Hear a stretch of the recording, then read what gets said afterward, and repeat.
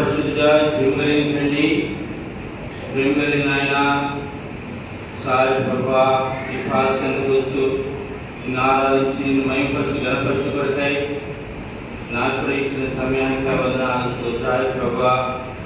కుమారుడు ప్రభా తండ్రిని కనపరిచినట్టు కుమారుడు కనపరిచినట్టుగా ప్రభా మా యొక్క జీవితంలో ప్రభా ఎప్పుడైతే మేము కనపరచలేక నిన్ను ఆరాధించలేక నిన్ను మహిమపరచలేక ప్రభు ఉన్నప్పుడు ప్రభా మీ రక్తంతో మమ్మల్ని కడిగి పవిత్రపరిచి నూతనపరిచి ప్రభా మీ దేవుడు తెలుసుకునే కొరకై నాకు ఇచ్చిన తండ్రిగా వందనాలు స్తోత్రాలు ప్రభా. అపొస్తలులైతే పౌరులైతే ప్రభా నా బ్రతుకు మూలానైనా సరే నా సాగు మూలానైనా సరే దేవా నా శరీరం మంది నిన్నే కనపరచాలని ప్రభా గాను ప్రభా ఇది ప్రేమించినట్టుగా చూస్తున్నాం ప్రభా. దేవాలయాలైతే ప్రభా కీర్తనలతోనూ పాటలతోనూ ప్రభా తులతో కృతజ్ఞాపనలతో ప్రభా నీ నామం కనపరచాలని ప్రభా. ఇదిగా ప్రభా నీ సన్నిధిలో కలిగి మమ్మల్ని ఆరాధించి మహిమపరిచి గణపరిచినకై ఆయన నాకు ఇచ్చిన ప్రభా నా స్తోత్రాలు.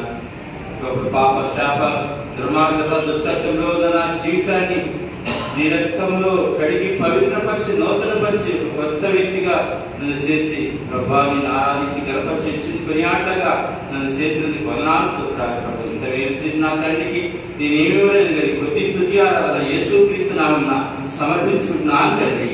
ఆమేన్.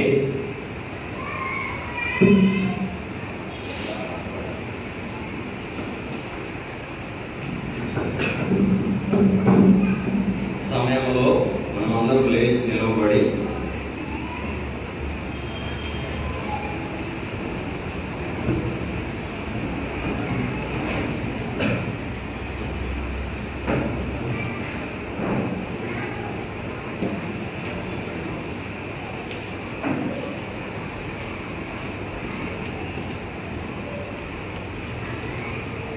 పాట సంఖ్య 136 కొనియాడి పాడి కీర్తించి మొదటి చరణము మరియు 4వ చరణం. మొదటి చరణము 4వ చరణం మనం పాడుకుంటాం. ఈ సమయంలో ఎవరికైనా అత్యవసర పరిస్థితి ఉంటే మీరు వెళ్ళి కిందకి వెళ్ళి సకాలంలో వచ్చి మళ్ళీ బలవర్తమానం వినాలని ప్రభు పేడ తెలియజేస్తాం. పాట సంఖ్య 136 కొత్త పాఠ పుస్తకంలో, పాత పాఠ పుస్తకంలో 134.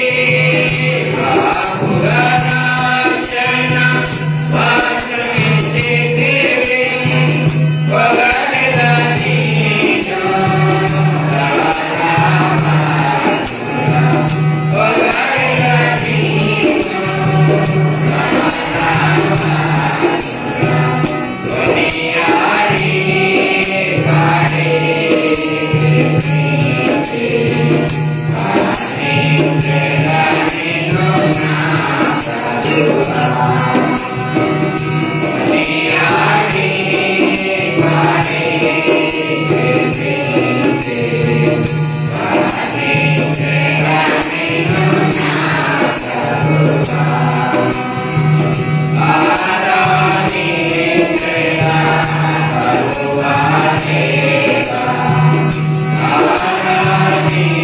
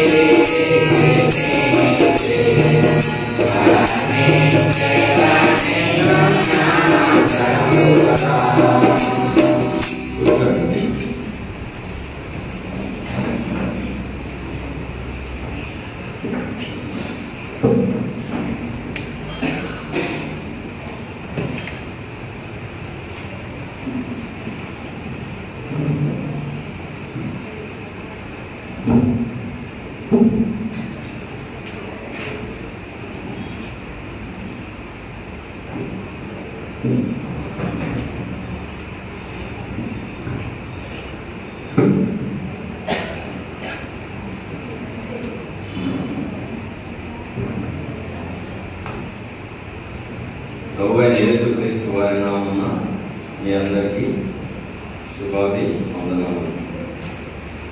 అయితే మనము గంభీరమైన సమయంలో ఉన్నాము. ఇంతవరకు కూడా మన ఆత్మీయ తండ్రి అయిన దైవ సేవకులు పీటర్ గారు మనము ఈ సంఘం నిర్మించి సంఘంలో అనేకమైన ఆత్మీయ విషయాలు మనం నేర్పించి రక్షణ మార్గం మనం చూపించి దినాన్న ప్రభు సన్నిధికి దైవ సేవకులు వెళ్ళిన వారుగా ఉంటున్నారు.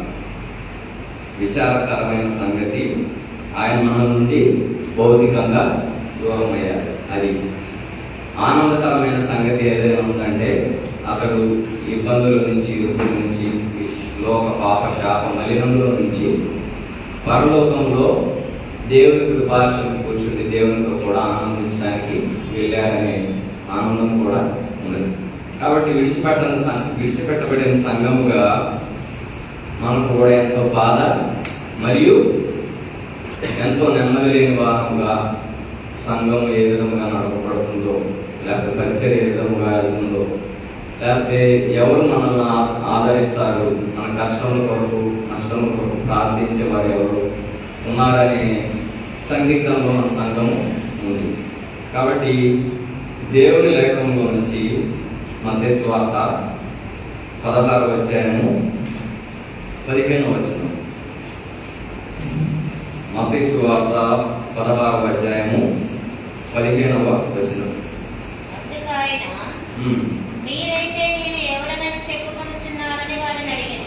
అందుకాయన మీరైతే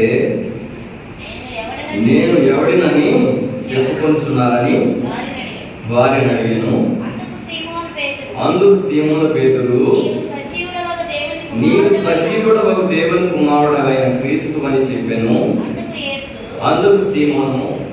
అందుకు యేసు, సీమోను బర్యోనా, నీవు ధన్యుడవు, పరలోకమందున్న నా తండ్రి ఈ సంగతి నీకు బయలుపరచనే గాని నరులు నీకు బయలుపరచలేదు.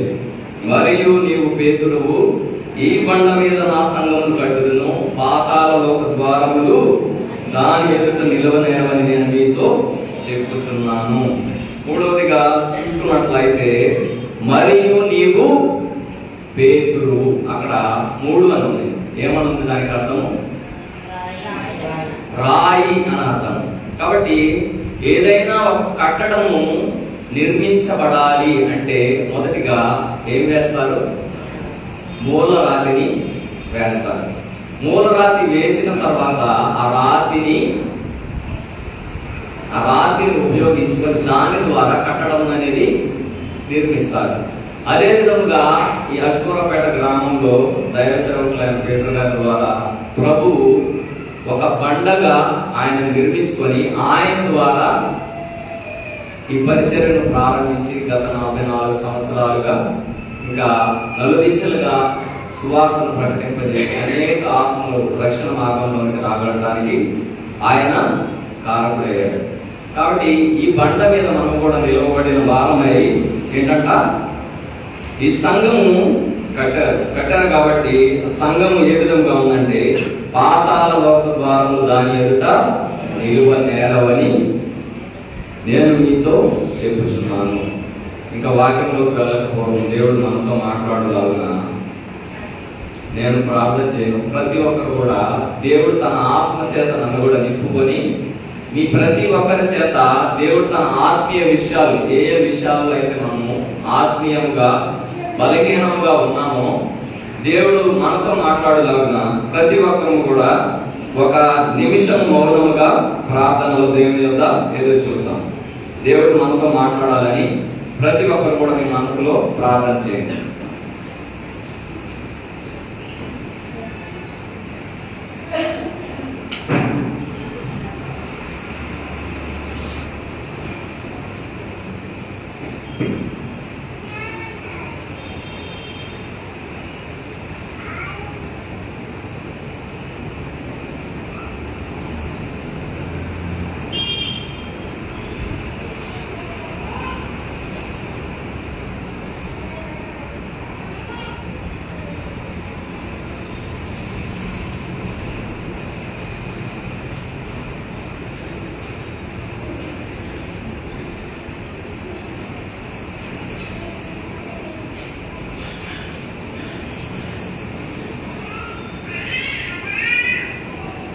తిరిగా ప్రేమించిన అప్రియ పరలోక తండ్రి, తిరిగి మీ పాదముల చెంత చేరి కూడి రావడానికి మీరు ఇచ్చిన గొప్ప ధన్యతను బట్టి కింద ఉన్న స్తోత్రాలు చెల్లించుకుంటున్నాం.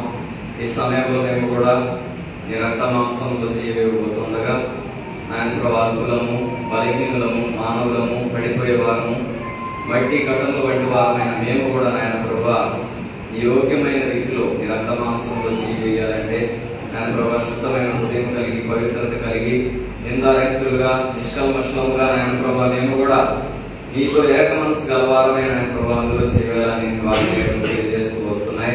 కాబట్టి ఈ సమయంలో ఆయన ప్రభా మేము కూడా ఆత్మీయ విషయాలు ఎక్కడెక్కడైతే పడిపోయామో ఆయన ప్రభా మీరు కూడా మీ వాక్యంలో నుంచి మమ్మల్ని కూడా చూపించి ఈ వాక్యం అనే శుద్ధి చేత మమ్మల్ని కూడా సరిచేయమని, ఈ వాక్యం అనే అగ్ని చేత మా పాపమును కాల్చివేయమని, ఆయన ప్రభా వాక్యం అనే అర్థంలో మా యొక్క దోషములను, పాపములను మీరే చూపిస్తున్నామని ప్రార్థిస్తున్నాం తండ్రి. ఈ వాక్యం వెళ్ళడెవరి తోడని వెలుగు కలిగిన అది తెలివి లేని వారికి తెలివి కలిగించిన విధంగా తెలివి లేని మాకు, జ్ఞానం లేని మాకు మా మనోనేత్రము మీరే వెలిగించమని ప్రార్థిస్తున్నాను. ఆయన నిలబడుతున్న నేను కూడా ఏబిడును, అపాత్రులను, ఎన్నికలేని వాడను ఒప్పుకొంచు, నోటి మాంద్యం గలవాడనని ఒప్పుకొంచున్నాను. ఆయన ప్రభు కూర్చున్న వారి కంటే అదగుడును, అల్పుడునని ఒప్పుకొంచున్నాను. ఆయన ప్రభు నాలో ఉన్న తలంపులను, శరీర కార్యములను మీరే తీసివేసి మీ ఆత్మ చేత నన్ను కూడా నింపుకొని ఆయన ప్రభు నీ సంఘంలో కావలసిన ఆత్మీయ వాక్కును మీరే విడుదల చేసి ఆయన ప్రభు వారిని కూడా సంధించి సరిచేసి నీకు ఇష్టమైన పాత్రలుగా, అర్హమైన పాత్రలుగా వారిని కూడా చేసి యోగ్యమైన రీతిలో నీ బల్లలు చేయే సహాయత దయచేయమని సమస్త ఘనత, మహిమా, ప్రభావాలు మీకే చెల్లిస్తూ మా ప్రభువును రక్షకుడైన యేసుక్రీస్తు వారి నామమున ప్రార్థించి అడిగి వేడుకొంచున్నాం తండ్రి, ఆమేన్. మొదటిగా మత్తయి సువార్త 16వ అధ్యాయము 18వ వచనంలో చూస్తున్నట్లయితే, మరియు నీవు పేతురువు, ఈ బండ మీద నా సంఘమును కట్టుదును, పాతాళ లోకములు దాని ద్వారములు దాని ఎదుట నిలువనేరవని నేను మీతో చెప్పుచున్నాను. కాబట్టి ఈ హోరేబు అనే మందిరమును దైవదాసుని చేత పేతురు అనే బండ మీద సంఘమును కట్టించుకుని ఉన్నారు దేవుడు. ఈ సంఘంలో పాతాళ లోక ద్వారములు దాని ఎదుట నిలువనేరవు. కాబట్టి చూసుకున్నట్లయితే ఇన్ని సంవత్సరాలుగా దేవుడు అనేకమైన అద్భుత కార్యములు, మహత్కార్యములు, స్వస్థత కార్యములు, రక్షణ కార్యములు, అడిగి ఊహించు వాటికన్నిటికంటే అత్యధికమైన మేళలతో ప్రతి ఒక్కరిని కూడా దేవుడు మనల్ని ఏం చేశాడంట, ఆనందింపజేసిన వారుగా ఉంటున్నారు. కాబట్టి మనం కూడా ఆయన రక్తమాంసంలో చేయవేసే వారుగా ఏ విధముగా ఉండాలంటే సంఘంలో 1 తిమోతి రాసిన పత్రిక 3వ అధ్యాయము 15వ వచనం. 1 తిమోతి 3:15. 1 తిమోతి అయినను నేను ఆలస్యం చేసిన ఎడల దేవుని మందిరములో అనగా జీవము గల దేవుని సంఘంలో జనులు ఎలాగూ ప్రవర్తింపవలెనో అది నీకు తెలియవాలని ఈ సంగతులను నీకు రాయిస్తున్నాను. చదవండి. ఆ సంఘం సత్యమునకు స్తంభమును ఆధారమునై ఉన్నది, నిరక్షేపముగా దైవ భక్తిని గుర్చిన మర్మము గొప్పదై ఉన్నది. మొదటిగా అయినను నేను ఆలస్యం చేసిన ఎడల దేవుని మందిరములో అనగా జీవము గల దేవుని సంఘములు జనులు ఎలాగూ ప్రవర్తింపవలెనో అది నీకు తెలియవలని ఈ సంగతులు నీకు తెలియజేస్తున్నాను. కాబట్టి మొదటిగా ఆయన రక్తమాంసంలో చేయి వేసే మనం మొదటిగా పరీక్షించుకోవాల్సిన విషయం ఏదైనా ఉంది అంటే ఏంటంట, జీవము గల దేవుని సంఘములో ఏంటంట జనులు ఎలాగూ ప్రవర్తింపవలెనో అది నీకు తెలియజేయవలని ఈ సంగతులను నీకు తెలియజేస్తున్నాను. ఆ సంఘం సత్యమునకు స్తంభమును ఆధారమునై ఉన్నది. నిరక్షేపముగా దైవ భక్తిని గురించిన మర్మము గొప్పదైనది. ఆ సంఘము దేనికి స్తంభం అంటే ఈ సంఘము.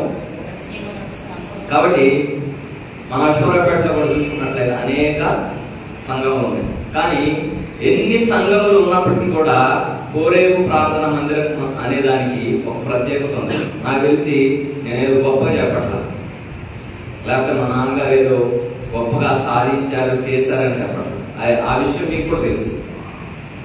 అనేక సేవకులు కూడా మా నాన్నగారు చనిపోయినప్పుడు వచ్చి ఏం చెప్పారు, సాక్ష్యం చెప్పారు. ఎందుకు చెప్పారు? అక్కడ అంత ప్రత్యేకముగా సత్యముతో దేవుని వెంబడించిన దానిని బట్టి ఆ సంఘం సత్యమునకు స్తంభమునై ఉన్నదని చెప్పారు. కాబట్టి మనలో నుంచి విడిపోయిన సహోదరులు కూడా మన భూస్థాపన కార్యక్రమానికి వచ్చి ఏమని చెప్పారు, ఇక్కడే రక్షింపబడ్డాం, ఆత్మీయముగా మా తల్లిదండ్రులు వీరే అని చెప్పారు. కాబట్టి మన సంఘమునకు సత్యం అనే స్తంభముగా ఇక్కడ నిలబడింది. కాబట్టి అటువంటి సంఘంలో ఉన్న మనము సత్యముగా మనము జీవిస్తున్నామా లేదా అనేది కూడా పరీక్షించుకోవాల్సిన విషయం కదా. నేను చెప్పే ఒకసారి, దేవుని ఆరాధించే వారు ఆత్మతోనూ సత్యముతోనూ ఆరాధించాలి. ఆత్మతోనూ సత్యముతోనూ ఆరాధించడం అనేది, సత్యం అనే దాని గురించి మాట్లాడుతున్నాం కాబట్టి సత్యముతో ఆరాధించడం అంటే ఏమని చెప్పాను నేను? సత్యముతో ఆరాధించడం అంటే ఏమిటి చెప్పండి. మన ఆరాధన ఏదైతే దేవునికి సమర్పిస్తున్నామో ఆ ఆరాధనకు తగిన విధముగా మన జీవితం ఉందా? ఫర్ ఎగ్జాంపుల్ చూసుకున్నట్లయితే, ఉదాహరణకు, లోకంలో నుండి, పాపంలో నుండి, శాపంలో నుండి నన్ను ఈ సంఘంలోనికి నడిపించావని ఆరాధన చేస్తాం. కానీ నిజముగా అటువంటి ఆరాధన చేసే మనము నిజముగా లోకంలో నుండి, పాపంలో నుండి, శాపంలో నుండి బయటకు వచ్చామా? లేకపోతే దేవుని వాక్యంలో ఉన్న ప్రకారంగా ఈ మనుషులు తమ పెదవులతో నన్ను ఆరాధించుతారు కానీ వారి హృదయం నాకు దూరముగా ఉన్నది. కాబట్టి దేవునికి కావాల్సింది పెదవులతో చేసే ఆరాధన ఏంటంట, హృదయము ఆయన పట్ల యథార్థత కలిగి తన ఎడల యథార్థ హృదయం గలవారిని బలపరచుటకై యెహోవా కనుదృష్టి లోకమంతటా సంచారం చేసింది. కాబట్టి ఆయన రక్తమాంసంలో చేవేసే నీవు నేను యథార్థమైన వారముగా ఉన్నామా? సత్యమునకు స్తంభమైన ఈ సంఘములో వచ్చే మనము, రక్తమాంసంలో చేవేసే మనము మన జీవితంలో ఏ విధముగా ఉన్నాయో పరీక్షించుకోవాలి. కాబట్టి ఇప్పుడు మనం ఏ సమయంలో ఉన్నాం?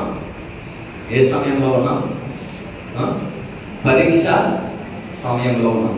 కాబట్టి పరీక్షించుకోవడానికి ముందు, నేను వాక్యం చెప్పడానికి ముందు, దేవుడు మా నాన్నగారు 3వ తారీఖు చనిపోయారు కదా. 3వ తారీఖున, 1వ తారీఖున చనిపోయారు. 3వ తారీఖున భూస్థాపన కార్యక్రమం జరిగింది. ఆ రోజు ఆదివారం కదా. ఆ రోజు దేవుడు నన్ను పరీక్షించుకునేలాగా చేశాడు. నేను ఎంతవరకు వాక్యం చెప్తూనే ఉన్నాను. అయినప్పటికీ కూడా ఆ రోజు మా వాక్య ధ్యాన భాగం ఏంటంటే, మీకా గ్రంథము 3వ అధ్యాయము. మనకు సమయం ఎక్కువ లేదు కాబట్టి నేను డైరెక్ట్ పాయింట్కి వెళ్ళి మీకు చదివి దాన్ని ఎక్స్ప్లెయిన్ చేయాలనుకుంటున్నాను. మీకా గ్రంథము 3వ అధ్యాయము 11వ వచనం చదవండి. మీకా 3:11. జనుల ప్రధానులు లంచం పుచ్చుకొని తీర్పు తీర్చుదురు, వారి యాజకులు కూలికి బోధింతురు, ప్రవక్తలు ద్రవ్యము కొరకు శోధ చెప్పుదురు. అయినను వారు యెహోవాను ఆధారం చేసుకుని యెహోవా మన మధ్యన ఉన్నాడు కదా, ఏ కీడును మనకు రానేరదని అనుకుందురు. కాబట్టి చేను దున్నబడినట్లు మిమ్మల్ని బట్టి సియోను దున్నబడును, యెరూషలేము రాళ్ల కుప్పలగును, మందిరమున్న పర్వతము అరణ్యములోని ఉన్నత స్థలము వలె అగును. దేవుడు ముందుగా మీరు పరీక్షించుకునే ముందు దేవుడు నన్ను పరీక్షించుకునేలాగా చేశాడు. ఏంటంటే ఆయన సేవ పరిచర్య చేసే ముందు నేను ఏ విధముగా ఉండాలి, అర్థమవుతుందా? నేను ఏ విధముగా పరిచర్య చేయాలి అంటే, ఈ దినంలో చాలా మంది కూడా ఎటువంటి హోదా, చాలా మంది ప్రాక్టికల్ గా మాట్లాడితే పరిచర్యకు వచ్చే వాళ్ళు ఎవరని అంటున్నారంటే, సాధారణంగా బ్రతకలేని వాళ్ళంతా పరిచర్యకు వస్తున్నారంట, సేవ చేస్తానికి వస్తున్నారు. లేకపోతే తండ్రి చేసిన సేవను కుమారులు తీసుకుంటున్నారని అంటున్నారు. అవును కదా? ఇతని తర్వాత ఇతని కుమారుడు చేస్తాడు, ఇతని కుమారుడు తర్వాత ఆయన కుమారుడు చేస్తాడు. ఇది కంటిన్యూ అవుతుంది, బయట వాళ్ళు ఎవరు సేవ చేయట్లేదు అనే ఒక మాట కూడా ఉంది. కాబట్టి దేవుడు మొదటిగా మాట్లాడిన విషయం ఏంటంటే, జనుల ప్రధానులు లంచము పుచ్చుకొని తీర్పు తీర్చుదురు, వారి యాజకులు కూలికి బోధింతురు, ప్రవక్తలు ద్రవ్యము కొరకు సోదె చెప్పుదురు, అయినను వారు యెహోవాను ఆధారం చేసుకొని యెహోవా మన మధ్యన ఉన్నాడు. కాబట్టి నేను చూసుకున్నట్లయితే ఫస్ట్ నుంచి కూడా నేను జాబ్ చేసినప్పటికీ కూడా నా కోరిక ఒకటే ఉండేది. నేను మా కుటుంబంలో కూడా చెప్తూ ఉండేవాడు, ఏంటంటే నాకు దేవుడి గురించిన ఆసక్తి ఉంది, పరిచర్య చేయాలనే భారం ఉంది. నేను ఎప్పుడు చెప్పిన వారికి ఒకే మాట చెప్పేవాడు. ఏంటి ఆ మాట అంటే, నేను ఎంతకాలం జాబ్ చేసినప్పటికీ కూడా అది నాకు టెంపరీయే. దేవుడు నన్ను నడిపించేంత వరకు నేను ఉద్యోగం చేస్తాను. దేవుడు ఎప్పుడైతే నన్ను పరిచర్యలోనికి చూసుకున్నట్లయితే, మా నాన్నగారు నాకు పరిచర్య అప్పగించారు కదా, మీకు అందరూ తెలిసిన విషయం. దేవుడే తన పరిచర్య నాకు అప్పగించాడు. మీ అందరూ ముందు ఏమైనా చెప్పారా? పరిచర్య కృపగా అప్పగిస్తున్నా, ఈ సంఘం కృపగా చూసుకుంటాడని ఏమైనా చెప్పారా? చెప్పలేదు కదా. అంత టైం లేదు, అప్పగించే విధానం లేదు, అది కూడా లేదు. కాబట్టి దేవుడే తన పరిచర్యను నాకు అప్పగించారు. కాబట్టి ఎరిగిన వారందరికీ ఆ సత్యం తెలుసు. కాబట్టి ముందుగా నేను మీకు బోధించాలంటే నేను ఏ విధముగా ఉండాలో దేవుడు నాకు మా నాన్నగారి మరణ భూస్థాపన ద్వారా కార్యక్రమం ద్వారా మొదటిగా నాతో మాట్లాడుతూ వచ్చారు. కాబట్టి నేను కూడా ఇప్పుడు ఇక్కడ ఉన్నప్పుడు సపోజ్ ఉద్యోగం లేకుండా ఇక్కడ ఉన్నాను అనుకో, ఏమనుకునేవారు మీరు? ఉద్యోగం లేదు, తండ్రి తర్వాత సేవ చేస్తున్నాడు అనుకోవచ్చు. కానీ దేవుడు అటువంటి అభివృద్ధి నాకు కలగకుండా నాకు ఉద్యోగం ఇచ్చాడు. నా ఉద్యోగం ద్వారా నేను జీవించడానికి నాకు ఇక్కడ ధన్యతను ఇచ్చాడు. కాబట్టి మీ ఎదుట నేను చెప్పే విషయం ఏంటంటే, నా ఆశ ఏంటంటే నా తండ్రి తర్వాత అంతటి సేవ నేను చేయాలి, అంతకంటే ఘనముగా సేవ చేసి నా శరీర తండ్రిని, నా ఆత్మీయ తండ్రిని కూడా నేను ఘనపరచాలి అనేది నా ఆశ. కాబట్టి రెండో విషయం ఏమిటంటే, ఏ విధముగా దేవుడు నన్ను సంధించాడు అంటే 1 తిమోతి 6:11. ఎందుకంటే నేను ఇంతవరకు సాక్ష్యం చెప్పలేదు కాబట్టి చాలా మందిలో ఒక కన్ఫ్యూజన్ ఉంది. ఏంటంటే, దేవుడు కృపాని నిజంగా సేవకు పిలుచుకున్నాడా, లేకపోతే ఏదో వచ్చి తండ్రి గారిని తల్లి గారిని చూసుకుంటూ పరిచయంలోకి వెళ్తున్నాడని ఒక డౌట్ ఉంది. ఇంతవరకు నేను సాక్ష్యం చెప్పలేదు కాబట్టి సాక్ష్యం చెప్పి తర్వాత వాక్యంలోకి వెళ్ళాలని 1 తిమోతి 6:11.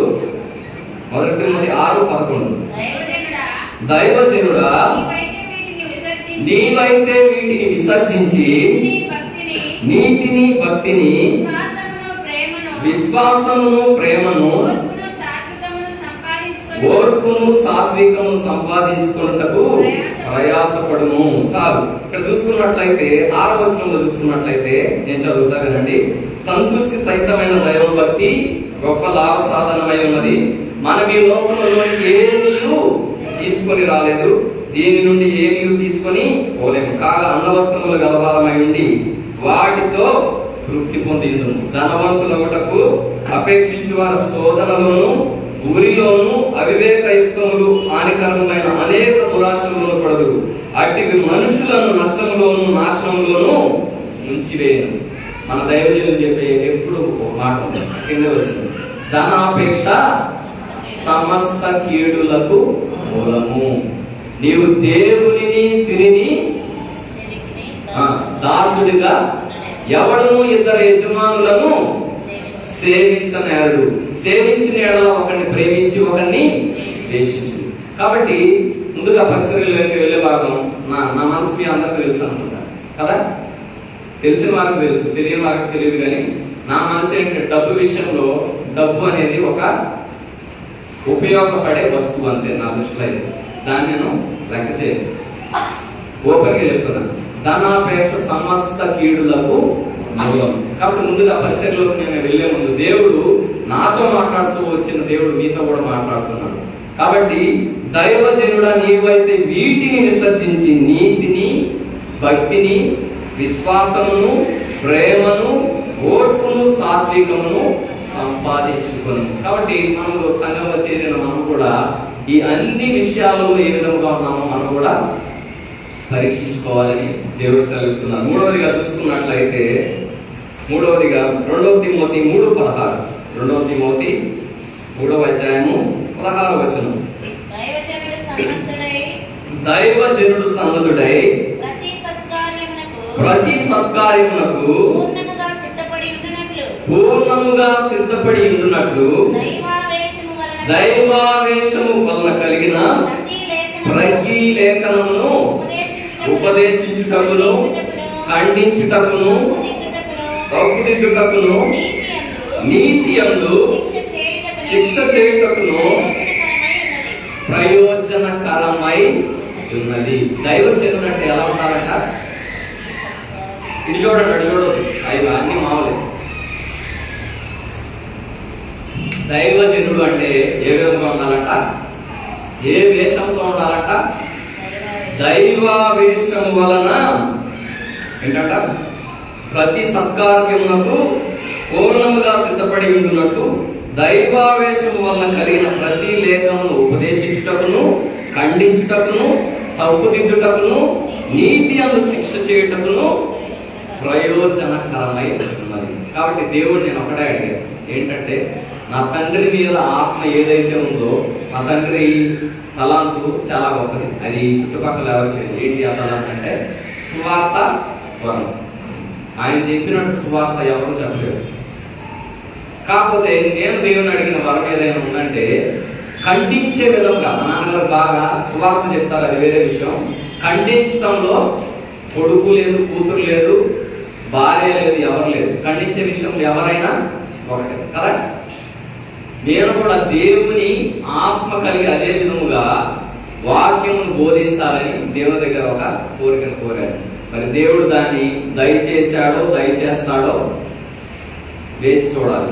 కాబట్టి ఇది ఇంకా దేవుడు నాకు ఇచ్చిన కొన్ని వాగ్దానం చూపించుకొని క్లుప్తంగా దీన్ని చూసుకొని నేను పరీక్ష కావాల్సిన కొన్ని విషయాలు చూసుకొని మన బలలో మొదటిగా ఇర్మియా గ్రంథము 1:5. దేవుడు మొదటిగా నాకు ఇచ్చిన వాగ్దానాలను కొన్ని త్వరగా చూపించి సాధ్యమైతే సాక్ష్యం మరొకసారి పంచుకోవాలనుకుంటున్నా. ఇర్మియా 1:5.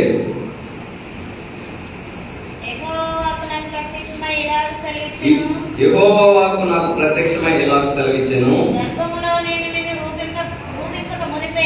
గర్భములో నేను నిన్ను రూపింపక మునిపే నిన్నెరిగి తిని, నీవు గర్భము నుండి బయలుపడక మునిపే నేను నిన్ను ప్రతిష్ఠించి తిని, జనములకు ప్రవక్తగాను నియమించి తిని. చాలు. ఇదేంటంటే మా అమ్మగారు ప్రతిసారి చెప్తుంటారు, ఏంటని? మేము ఎంతమందిని? 5 కదా. ఆఖరిగా పుట్టిన వాడను నేను. అయితే వారు ఆ రోజుల్లో పని చేసుకునే రోజుల్లో ఆహారం నాకు ఇబ్బందిగా ఉండేది. అటు పరిస్థితుల్లో 5 పెంచడం కష్టమైనప్పుడు మా అమ్మగారు జీవితంలో కొద్దిగా బాగా డబ్బున్న వాళ్ళు ఉన్నారంట. ఉన్నప్పుడు ఈ 4 మనకు ఉన్నారు కదా, ఈ బాలుడు మన దగ్గర ఉంటే మనతో పాటు ఈ కష్టాలు నష్టాలు, ఆహారం లేకుండా వాడిని సరిగా చూసుకోలేము. వాళ్ళకి పిల్లలు లేదు కాబట్టి ఇతన్ని వారికి ఇచ్చేస్తే వారి దగ్గర మంచిగా ఆహారం తింటాడు, మంచి వస్త్రాలు వేసుకుంటాడు, మంచి చదువుకుంటాడు, మంచి పొజిషన్ లో ఉంటాడు అని మనసులో అనుకున్నట్ట. అనుకున్నప్పుడు ఆ రాత్రి దేవుడు దర్శనం ఇచ్చి ఏంటంట, నేనంట అగ్నిగుండం అక్కడ ఉందంట, అగ్నిగుండంలో వైపు నడుచుకుంటూ వెళ్తున్నానంట. అప్పుడు దేవుడు మాట్లాడిన విషయం ఏంటంటే, నేను రక్షించుకున్న నిన్ను, నీ కుమారుణ్ణి నేను పరలోకంలో చేర్చాలంటే నువ్వు నరకానికి పంపిస్తావా అని మాట్లాడాడట. అప్పుడు వెంటనే ప్రభువా, నేను అనుకున్నది తప్పైపోయింది, నన్ను క్షమించిన ఆయన, నేను ఇంకా వారికి ఇవ్వను ఆయన, ఈ కుమారుడిని నేనే పెంచుకుంటా అని మా అమ్మగారు నిర్ణయించుకున్నారట.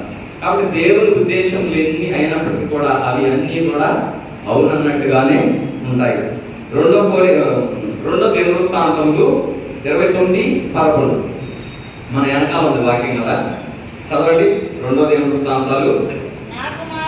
నా కుమారులారా తనకు పరిచారకులై ఉండి ధూపము వేయుటకును తన సన్నిధిని నిలుచుటకును తనకు పరిచర్య చేయుటకును యెహోవా మిమ్మును ఏర్పరచెను గనుక మీరు అశ్రద్ధ చేయకుడి.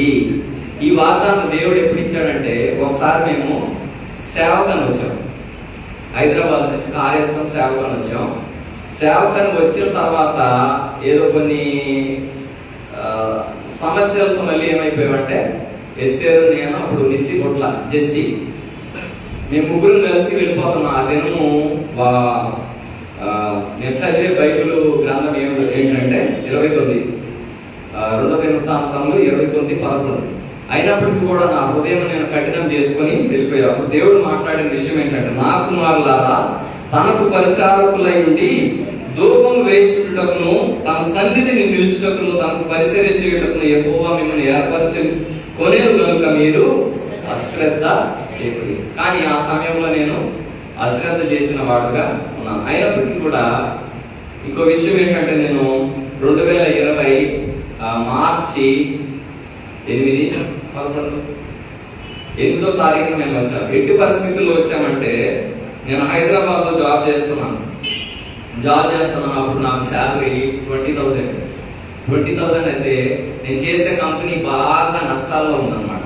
బాగా నష్టాల్లో ఉండి శాలరీని కూడా పే చేయలేనంత కష్టంలో ఉంది 2020లో. అయితే ఏ పరిస్థితికి వచ్చిందంటే, ఇంట్లో సరుకులు తేటా కూడా డబ్బులు లేవు, ఆఖరికి బండిలో పెట్రోల్ పోయిటా కూడా డబ్బులు లేవు. ఆ సమయంలో ఆ కంపెనీ ఓనర్ నేను డబ్బులు అడిగాను. ఏమని? ఇంట్లో నాకు డైరెక్ట్ ఓపెన్ అయ్యి డబ్బులు లేనప్పుడు ఏం చేస్తాం, ఓపెన్ అయ్యి నాకు ఇంట్లో జరగట్లేదు, రెంట్ కట్టాలి, పెట్రోల్ పోసుకొని ఆఫీస్కి రావాలన్నా కూడా పెట్రోల్ పోసుకొని రావాలి, నాకు డబ్బులు లేవని అడుగుతామన్నా ఏమన్నంటే, కంపెనీ బ్యాంక్ అకౌంట్ లో డబ్బులు లేవు, అవి వస్తే నేను ఇస్తా, నా చేతులు అయితే ఏం లేదని చెప్పి. అప్పుడు ఎస్తేర్ ఏం చెప్పిందంటే, సరే నువ్వు ఆ మాట అంది కాబట్టి నువ్వు ఆఫీస్కి వెళ్ళొద్దు, నువ్వు నీ కష్టాల్లో ఉన్నప్పుడు అప్పటికే నాకు 2,20,000 ఇవ్వాల్సింది పెండింగ్. అప్పుడు మేమిద్దరం కూడా డిసైడ్ అయిపోయి కొంత డబ్బులు ఉంటే ఆ డబ్బులు తీసుకొని మార్చి 8వ తారీఖున అశ్వరాపేట బయలుదేరి ట్రైన్లో హైదరాబాద్ నుంచి బయలుదేరి ఖమ్మం వచ్చి, ఖమ్మం నుంచి అశ్వరాపేట వచ్చాము. ఆసక్తికరమైన విషయం ఏంటంటే, మార్చి 8వ తారీఖున మేము వస్తే మార్చి 13వ తారీఖున లాక్డౌన్ అయింది. చూసారా దేవుడు ఏ విధంగా నడిపించాడంటే, అదే సమయంలో మేము హైదరాబాద్ లో ఉండి ఆ పరిస్థితుల్లో ఉంటే పిల్లలతో ఎంతో కష్టం. అప్పుడు నిసి పుట్టేసింది. నిసి 2019 జనవరి 14 పుట్టింది. అప్పటికి 2019 అంటే మార్చ్ అంటే సంవత్సరం 2 నెలలు పాప. ఆ సమయంలో దేవుడు అద్భుత రీతిగా ఇక్కడికి వచ్చారన్నమాట, తీసుకుని వచ్చారు. వచ్చిన తర్వాత ఆ జాబ్ మానేసా కదా, నాకు జాబ్ లేదు, ఇక్కడికి వచ్చా. పరిస్థితి ఏ పరిస్థితులు వచ్చాను, డబ్బులు లేదు, ఖర్చులు కూడా డబ్బులు లేవు. ఇంత జీవితం జీవించిన తర్వాత, 2 పిల్లల తర్వాత మా తల్లిదండ్రులు నేను డబ్బులు అడగలనా, అడగలేని పరిస్థితి. నేను అదే విధంగా ఉంటే అప్పుడు ఎస్టేర్ వాళ్ళ మామయ్య వాళ్ళ ఇంటికి లాక్డౌన్ కొద్దిగా పొడిగించారు, కొద్దిగా గ్యాప్ ఇచ్చారు. ఇచ్చినప్పుడు అనుకోకుండా బండి వేసుకొని ఆ మామయ్య వాళ్ళ ఇంటికి వెళ్ళాను. వెళ్ళినప్పుడు అక్కడికి వెళ్ళిన తర్వాత మళ్ళీ లాక్డౌన్ వేసారు. వేసైతే అక్కడి నుంచి కదలడానికి లేకుండా అయిపోయింది. అక్కడ మేము కనీసం బట్టలు కూడా తీసుకొని వెళ్ళాం. వెళ్ళి అక్కడే వచ్చేద్దాం అన్నట్టు వెళ్ళాము. అక్కడికి వెళ్తే బట్టలు లేవు, ఒక జత బట్టలతో వెళ్ళాము ఇద్దరు. వెళ్ళిన తర్వాత బట్టలు లేకపోతే 2 జతలు షార్ట్లు, 2 టీ-షర్ట్లు తీసుకొని ఒక 40 days 45 days వాళ్ళ మామయ్య దగ్గర అలాగే ఉన్నాను. అప్పుడు మా అమ్మగారు నాకు కొద్దిగా డబ్బులు ఇచ్చారు. ఆ డబ్బులతోనే నేను సర్వైవ్ అయ్యాను. అదేవిధంగా ఆగస్టు నెలలో అనుకోకుండా దేవుడు అద్భుత రీతిగా నాకు మళ్ళీ ఇంకొక ఉద్యోగం ఇచ్చాడు. ఎక్కడ ఉన్నప్పుడే దేవుడు మళ్ళీ ఇంకొక ఉద్యోగం ఇప్పించాడు. నేను ఎలా జరిగిందంటే, ఈ ఉద్యోగము బట్టలు తీసుకొని అసలు బట్టలు లేవు, ఇప్పుడు ఇంటి దగ్గర వేసుకుంటానికి ఇంట్లో అక్కడ ఉంటే డబ్బులు కట్టాల్సి వస్తుందని చెప్పి బయలుదేరి బండి మీద ఇంకో అతను తీసుకొని వెళ్తున్నాను. సూర్యాపేట వరకు వెళ్ళి అక్కడ టిఫిన్ చేద్దామని ఆగాను.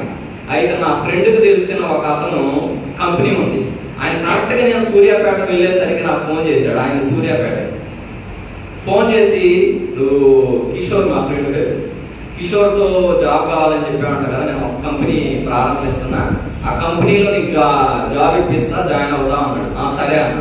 సరే అన్నాక నేను హైదరాబాద్ వెళ్ళిపోయాను. సూర్యాపేట నుంచి హైదరాబాద్ వెళ్ళిపోయిన తర్వాత బట్టలు సర్దుకున్నాం, మూటలు కడతాం. మూటలు కట్టే సమయంలో నాకు ఇంటర్వ్యూ కాల్ వచ్చింది. ఆ బట్టలు కట్టుకుంటూ ఆ హడావుడిలోనే ఇంటర్వ్యూ కాల్ అటెండ్ అయ్యా.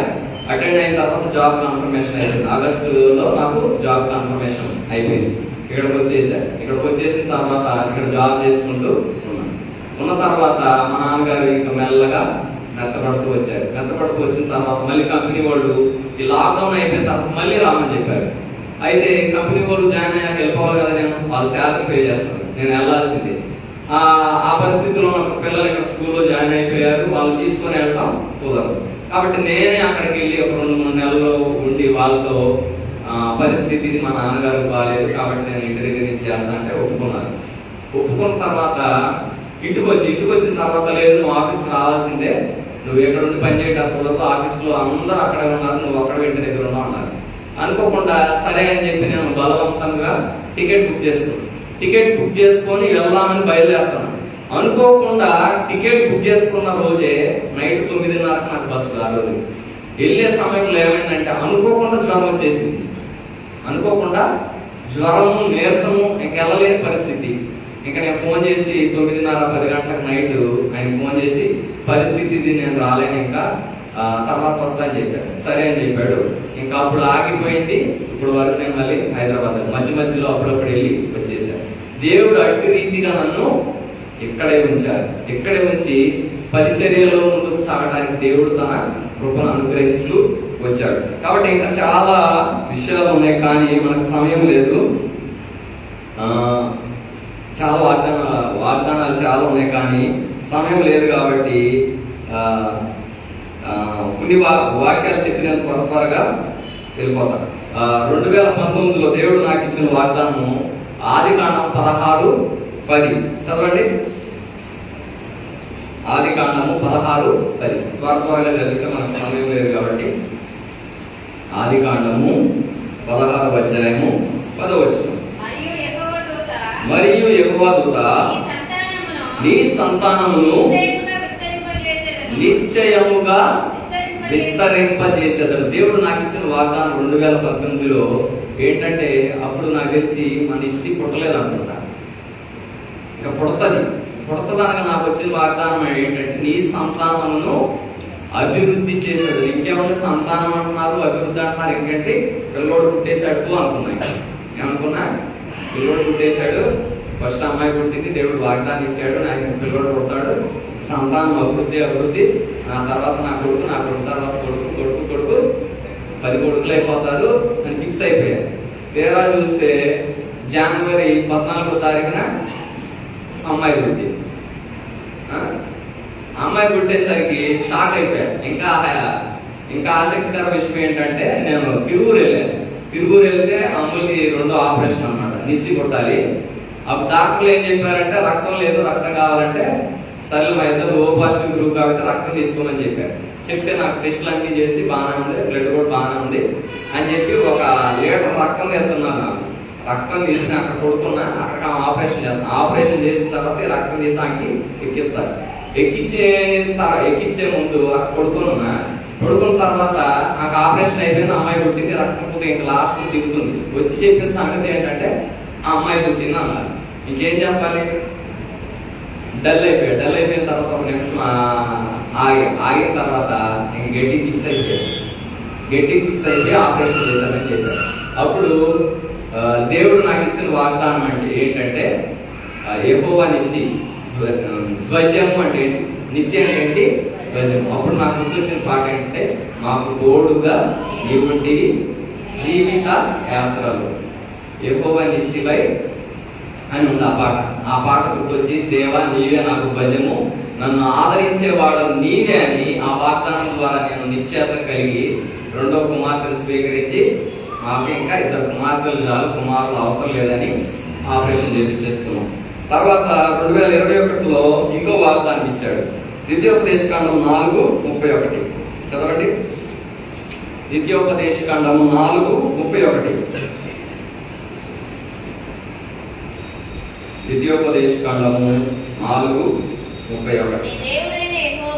ఈ దేవుడైన యెహోవా కనికరము గల దేవుడు గనుక నిన్ను చేయి విడువడు, నిన్ను నాశనం చేయుడు, తాను నీ పితరులతో చేసిన నిబంధనను మరచిపోడు. కాబట్టి తన పితరులతో చేసిన నిబంధనను మరచిపోయే దేవుడుగా, దేవుడు ఏదైతే మా పితరులతో చేశాడో, మా అమ్మ ఎప్పుడు ఒకే మాట్లాడితే నేను నా ఇంటి వారును యెహోవానే సేవించను, అదే చెప్తుంటారు ప్రతిసారి.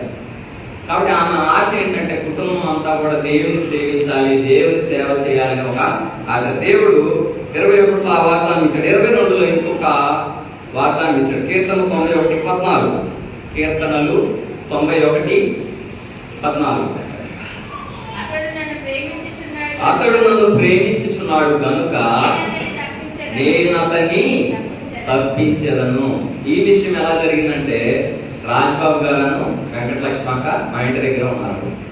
ఏ విధంగా దేవుడు తప్పించాడని వాళ్ళని అడగని చెప్తారు డైరెక్ట్ గా.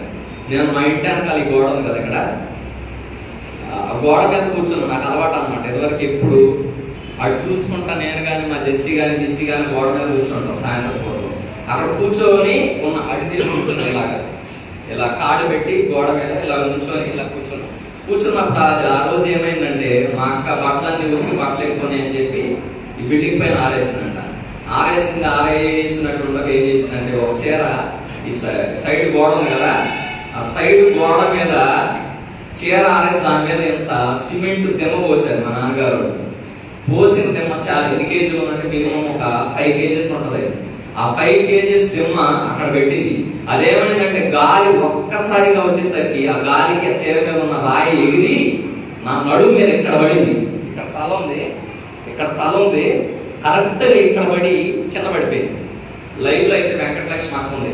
అప్పుడు ఏమంటే గట్టిగా బాగా నొప్పి వచ్చేసింది. ఒకసారి ఊపిరి పోయినంత పెయిన్ వచ్చేసి ఒక 2 నిమిషాల తర్వాత మళ్ళీ అదే అక్కడ పడాల్సిన ఆ రాయి నా తల మీద పడి ఉంటే ఇది నా ఎదుట నేను సజీవునిగా ఉండేవాడను కాదు. దేవుడు ఆ విధంగా నన్ను తప్పించిన దేవుడుగా ఉన్నాడు.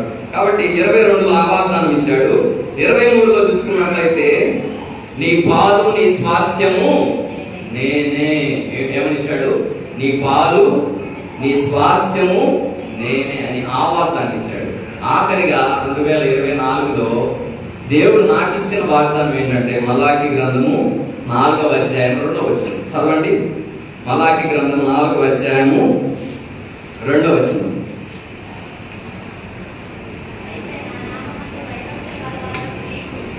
అయితే నా నామమందు భయభక్తులు గలవారు అవు మీకు నీతి సూర్యుడు ఉదయించును, అతని రెక్కలు ఆరోగ్యము కలగజేయును.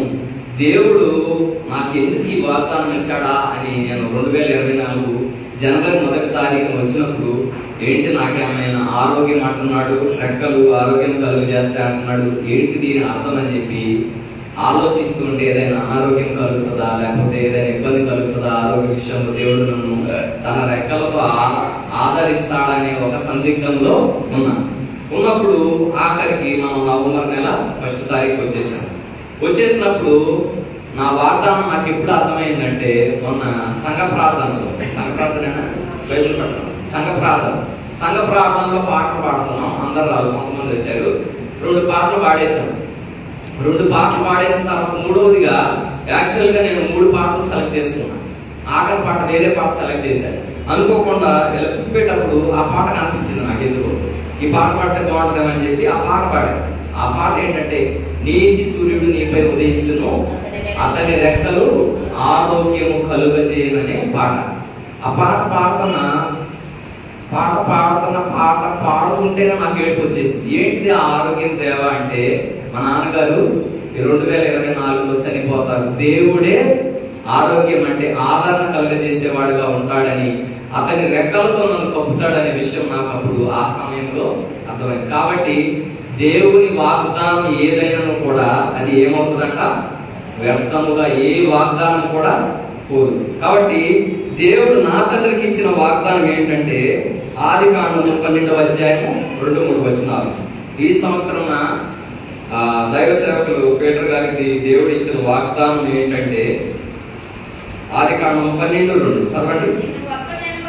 నిన్ను గొప్ప జనముగా చేసి నిన్ను ఆశీర్వదించి నిన్ను నామమును గొప్ప చేయుదును, నీవు ఆశీర్వాదముగా నుండువు, నిన్ను ఆశీర్వదించు వారిని ఆశీర్వదించదను, నిన్ను దూషించు వారిని శపించదను, భూమి యొక్క సమస్త వంశములు నీ యందు ఆశీర్వదించదు. ఏంటంట, నిన్ను గొప్ప జనముగా చేసి నిన్ను ఆశీర్వదించింది. దేవుడు దైవజనుల ద్వారా మా యొక్క కుటుంబమును, ఆత్మీయ కుటుంబమును కూడా ఏం చేశాడంట, నెరవేర్చలేదు ఆయన వాగ్దానం. కాబట్టి ఎన్ని వాగ్దానాలు దేవుడు ఇచ్చి, ఇంకోటి పరిచర్య నిమిత్తం కూడా మా ఎస్తేరుకున్న అలవాటు ఏంటంటే 3 వాగ్దానాలు చేస్తారు. ఏంటి, ఒకటి పర్సనల్, ఒకటి ఫ్యామిలీ, ఇంకొకటి పరిచర్య. వ్యక్తిగత వాగ్దానము, కుటుంబ వాగ్దానము మరియు పరిచర్య కొరకు వాగ్దానం చేస్తుంది.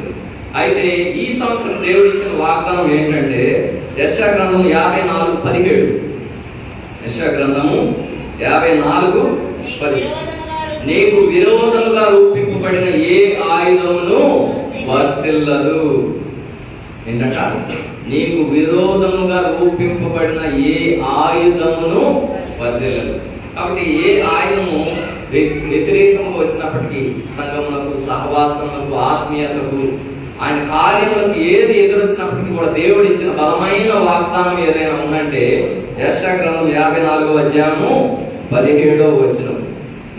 నీతో పోరాడువాడు నా కన్నుగుడ్డు ముట్టిన వానితో సమానం. మొదట దేవుణ్ణి టచ్ చేసిన తర్వాతే మనల్ని టచ్ చేస్తాడు సాధారణ. కాబట్టి నీకు విరోధముగా రూపింపబడిన ఏ ఆయుధమును వర్తిల్లదు. ఇటువంటి గట్టి నిశ్చయత కలిగి నేను కూడా నిశ్చయత కలిగి ఏంటంటే దృఢమైన విశ్వాసం కలిగి దేవుడు నా యందు ఉన్నాడు, నేను ఆయన ఇచ్చిన ఈ ధైర్యంతో, ఈ విశ్వాసంతో నా సొంత రక్షణను కాపాడుకుంటూ ముందుకు వెళ్ళాలని నిశ్చయించుకున్నాను. రాత్రి కాలంలో ఏ వాక్యం చెప్పాలి దేవా, ఏ వాక్యం చెప్పాలి దేవా అంటే నాకు చాలా వాగ్దానాలు ఉన్నప్పుడు అనుకోకుండా ఒక వాగ్దానం నాకు ముందు వచ్చింది.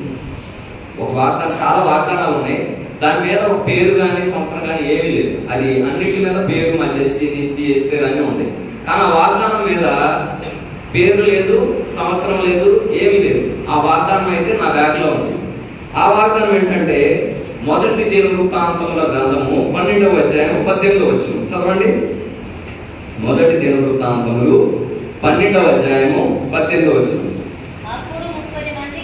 ఆగాక మొత్తం అందరినీ మొదటి దినవృత్తాంతములు 12వ అధ్యాయము 18వ వచనం చదవండి.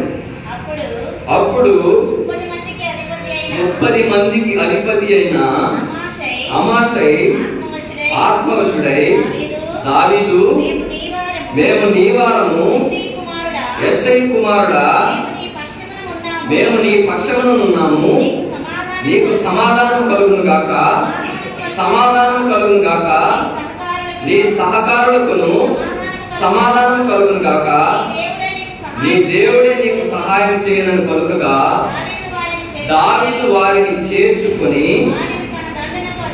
వారిని తన దండులకు అధిపతులుగా ఎంతమంది అంటే వీళ్ళు 30 మందిని. కాబట్టి ఆశ్చర్యకరమైన విషయం ఏంటంటే మొన్న చాలా మందికి చెప్పాము, ఆ తిరిగి భూస్థాపన చేసే విషయము చాలా మందికి చెప్పాం. కానీ అక్కడ వచ్చింది ఎంతమంది నాకు తెలిసి కరెక్ట్గా 30 మంది వచ్చారు అనుకుంటున్నాను. దేవుడు నాకు దయచేసిన వాగ్దానము నిన్న రాత్రి కాలం ఏంటంటే 30 మంది అని చెప్పాడు. ఇక్కడ ఏంటంట, యెషై కుమారుడా, మేము నీ పక్షంలో ఉన్నాము, నీకు సమాధానము కలుగును గాక, సమాధానము కలుగును గాక, నీ సహకారులకును సమాధానం కలుగును గాక, నీ దేవుడే నీకు సహాయం చేయమని పలుకగా దావీదు వారిని చేర్చుకొని వారిని తన దండులకు అధిపతులుగా చేశాడు. కానీ దేవుడు ఎన్ని విధాలుగా మాట్లాడుతున్నాడు అంటే చాలా విషయాలు ఉన్నాయి. అనుదినం కూడా నాతో మాట్లాడుతున్నాడు. కాబట్టి ఇంకా సంఘంలో కూర్చిన దేవుడు ఇచ్చిన వాగ్దానం ఏంటంటే 4వ తారీఖున తీయండి మీకా గ్రంథం 4వ అధ్యాయము. బలవర్తనామంలోకి మనం వెళ్ళట్లేదు కానీ మీకా గ్రంథము 4వ అధ్యాయము 4వ అధ్యాయం. ఇది మా నాన్నగారిని భూస్థాపన చేసిన తర్వాత దేవుడు నాతో మాట్లాడిన విషయం ఏంటంటే మీకా 3 రెండవది 4వ అధ్యాయం మొదటి వచనం చదవండి. అంత్య దినములలో యెహోవా మందిర పర్వతము పర్వతముల శిఖరమున స్థిరపరచబడి కొండల కంటే ఎత్తుగా ఎత్తబడగా ప్రవాహము వచ్చినట్లు జనులు దానిలోనికి వచ్చురు. కాబట్టి ఆ కాలంలో అన్ని జనులు అనేకులు వచ్చి సియోనులో నుండి ధర్మశాస్త్రమును యెరూషలేములో నుండి యెహోవాకు బయలువెళ్ళును. యాకోబు దేవుని మందిరమునకును యెహోవా పర్వతమునకును మనం వెళుదాం రండి. ఆయన తన మార్గముల విషయమని మనకు బోధించును. మనము ఆయన త్రోవలలో నడుచుకుందుమని చెప్పుకొందురు. 3వ వచనం చదవండి. ఆయన మధ్యవర్తి అయి అనేక జనములకు న్యాయం తీర్చును. దూరమున నివసించు బలముగా అన్ని జనులకు తీర్పు తీర్చును. వారు తమ ఖడ్గములను నాగటి నక్కులుగాను తమ ఈటెలను మరుసు కత్తులుగాను సాగకొట్టుదురు. జనము మీదకి జనము ఖడ్గము ఎత్తకయుండును. యుద్ధము చేయట నేర్చుకున్న జనుల యొక్క మానవేతులు ఎవరి భయం లేకుండా ప్రతి వాడును తన ద్రాక్ష చెట్టు క్రిందను తన అంజూరపు చెట్టు క్రిందను కూర్చుండును. సైన్యములకు అధిపతి యెహోవా ఈ మాట ఇచ్చున్నాడు. సకల జనములు తమ తమ దేవతల నామమును స్మరించుచు నడుచుకుందురు. మనమైతే మన దేవుడైన యెహోవా నామమును ఎల్లప్పుడూ స్మరించుకుందుము.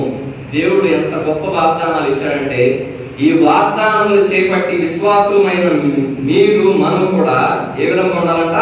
తమ ఖడ్గములను నాగటి నక్కులుగాను తమ ఈటెలను మచ్చుకత్తులుగాను సాగకొట్టుకుందురు. జనము మీదకి జనం ఖడ్గము ఎత్తకెండును. యుద్ధము చేయ నేర్చుకున్న జనుల యొక్క మానివేతురు. ఎంత గొప్ప వాగ్దానాలు ఇచ్చాడంటే ఇదే కాదు, ఇంకా వాగ్దానాలు ఉన్నాయి. సమయం అయినప్పటికీ కూడా 5వ అధ్యాయం 4వ వచనం. 5వ అధ్యాయం 4వ వచనం. ఆయన నిలిచి యెహోవా బలము పొంది తన దేవుడైన యెహోవా నామ మహత్యమును బట్టి తన మందను మేపును. కాగా వారు నిలుతురు. ఆయన భూమి అంతముల వరకు ప్రబలుడగును. కాబట్టి ఇది 5వ తారీఖున.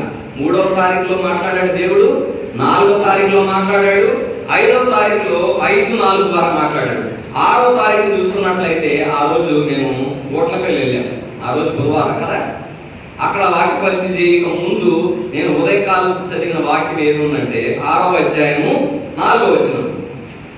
ఐగుప్తు దేశంలో నుండి నేను మిమ్మల్ని రప్పించి తిని, దాస గృహములో నుండి మిమ్మల్ని విమోచించి తిని, మిమ్మును నడిపించుటకు మోషే అహరోను మిర్యాములను పంపించి తిని. నేను అక్కడ చెప్పిన వాక్యం ఏంటంటే 8వ వచనం చదవండి. మనుష్యుడా ఏది ఉత్తమమో నీకు తెలియజేయబడి ఉన్నది. న్యాయముగా నడుచుకొనుటయు కనికరమును ప్రేమించుటయు దీన మనసు కలిగి నీ దేవుని ఎదుట ప్రవర్తించుటయు ఇంతే కదా యెహోవా నిన్ను అడుగుతున్నాడు. కాబట్టి ఏంటంట? ఏది ఉత్తమమో అది నీకు తెలియజేయబడి ఉన్నది. న్యాయముగా నడుచుకొనుటయు కనికరమును ప్రేమించుటయు ఏంటంట? దీన మనసు కలిగి నీ దేవుని ఎదుట ప్రవర్తించుటయు ఇంతే కదా నీ దేవుడు నిన్ను అడుగుతున్నాడు. 13వ వచనం 6:13. కాబట్టి నీవు బాగుపడకుండా నేను నీ పాపములను బట్టి నిన్ను పాడు చేసి మొత్తుదును. నీవు భోజనము చేసినను నీకు తృప్తి కానేరదు. నీవెప్పుడు పస్తుగానే ఉండు.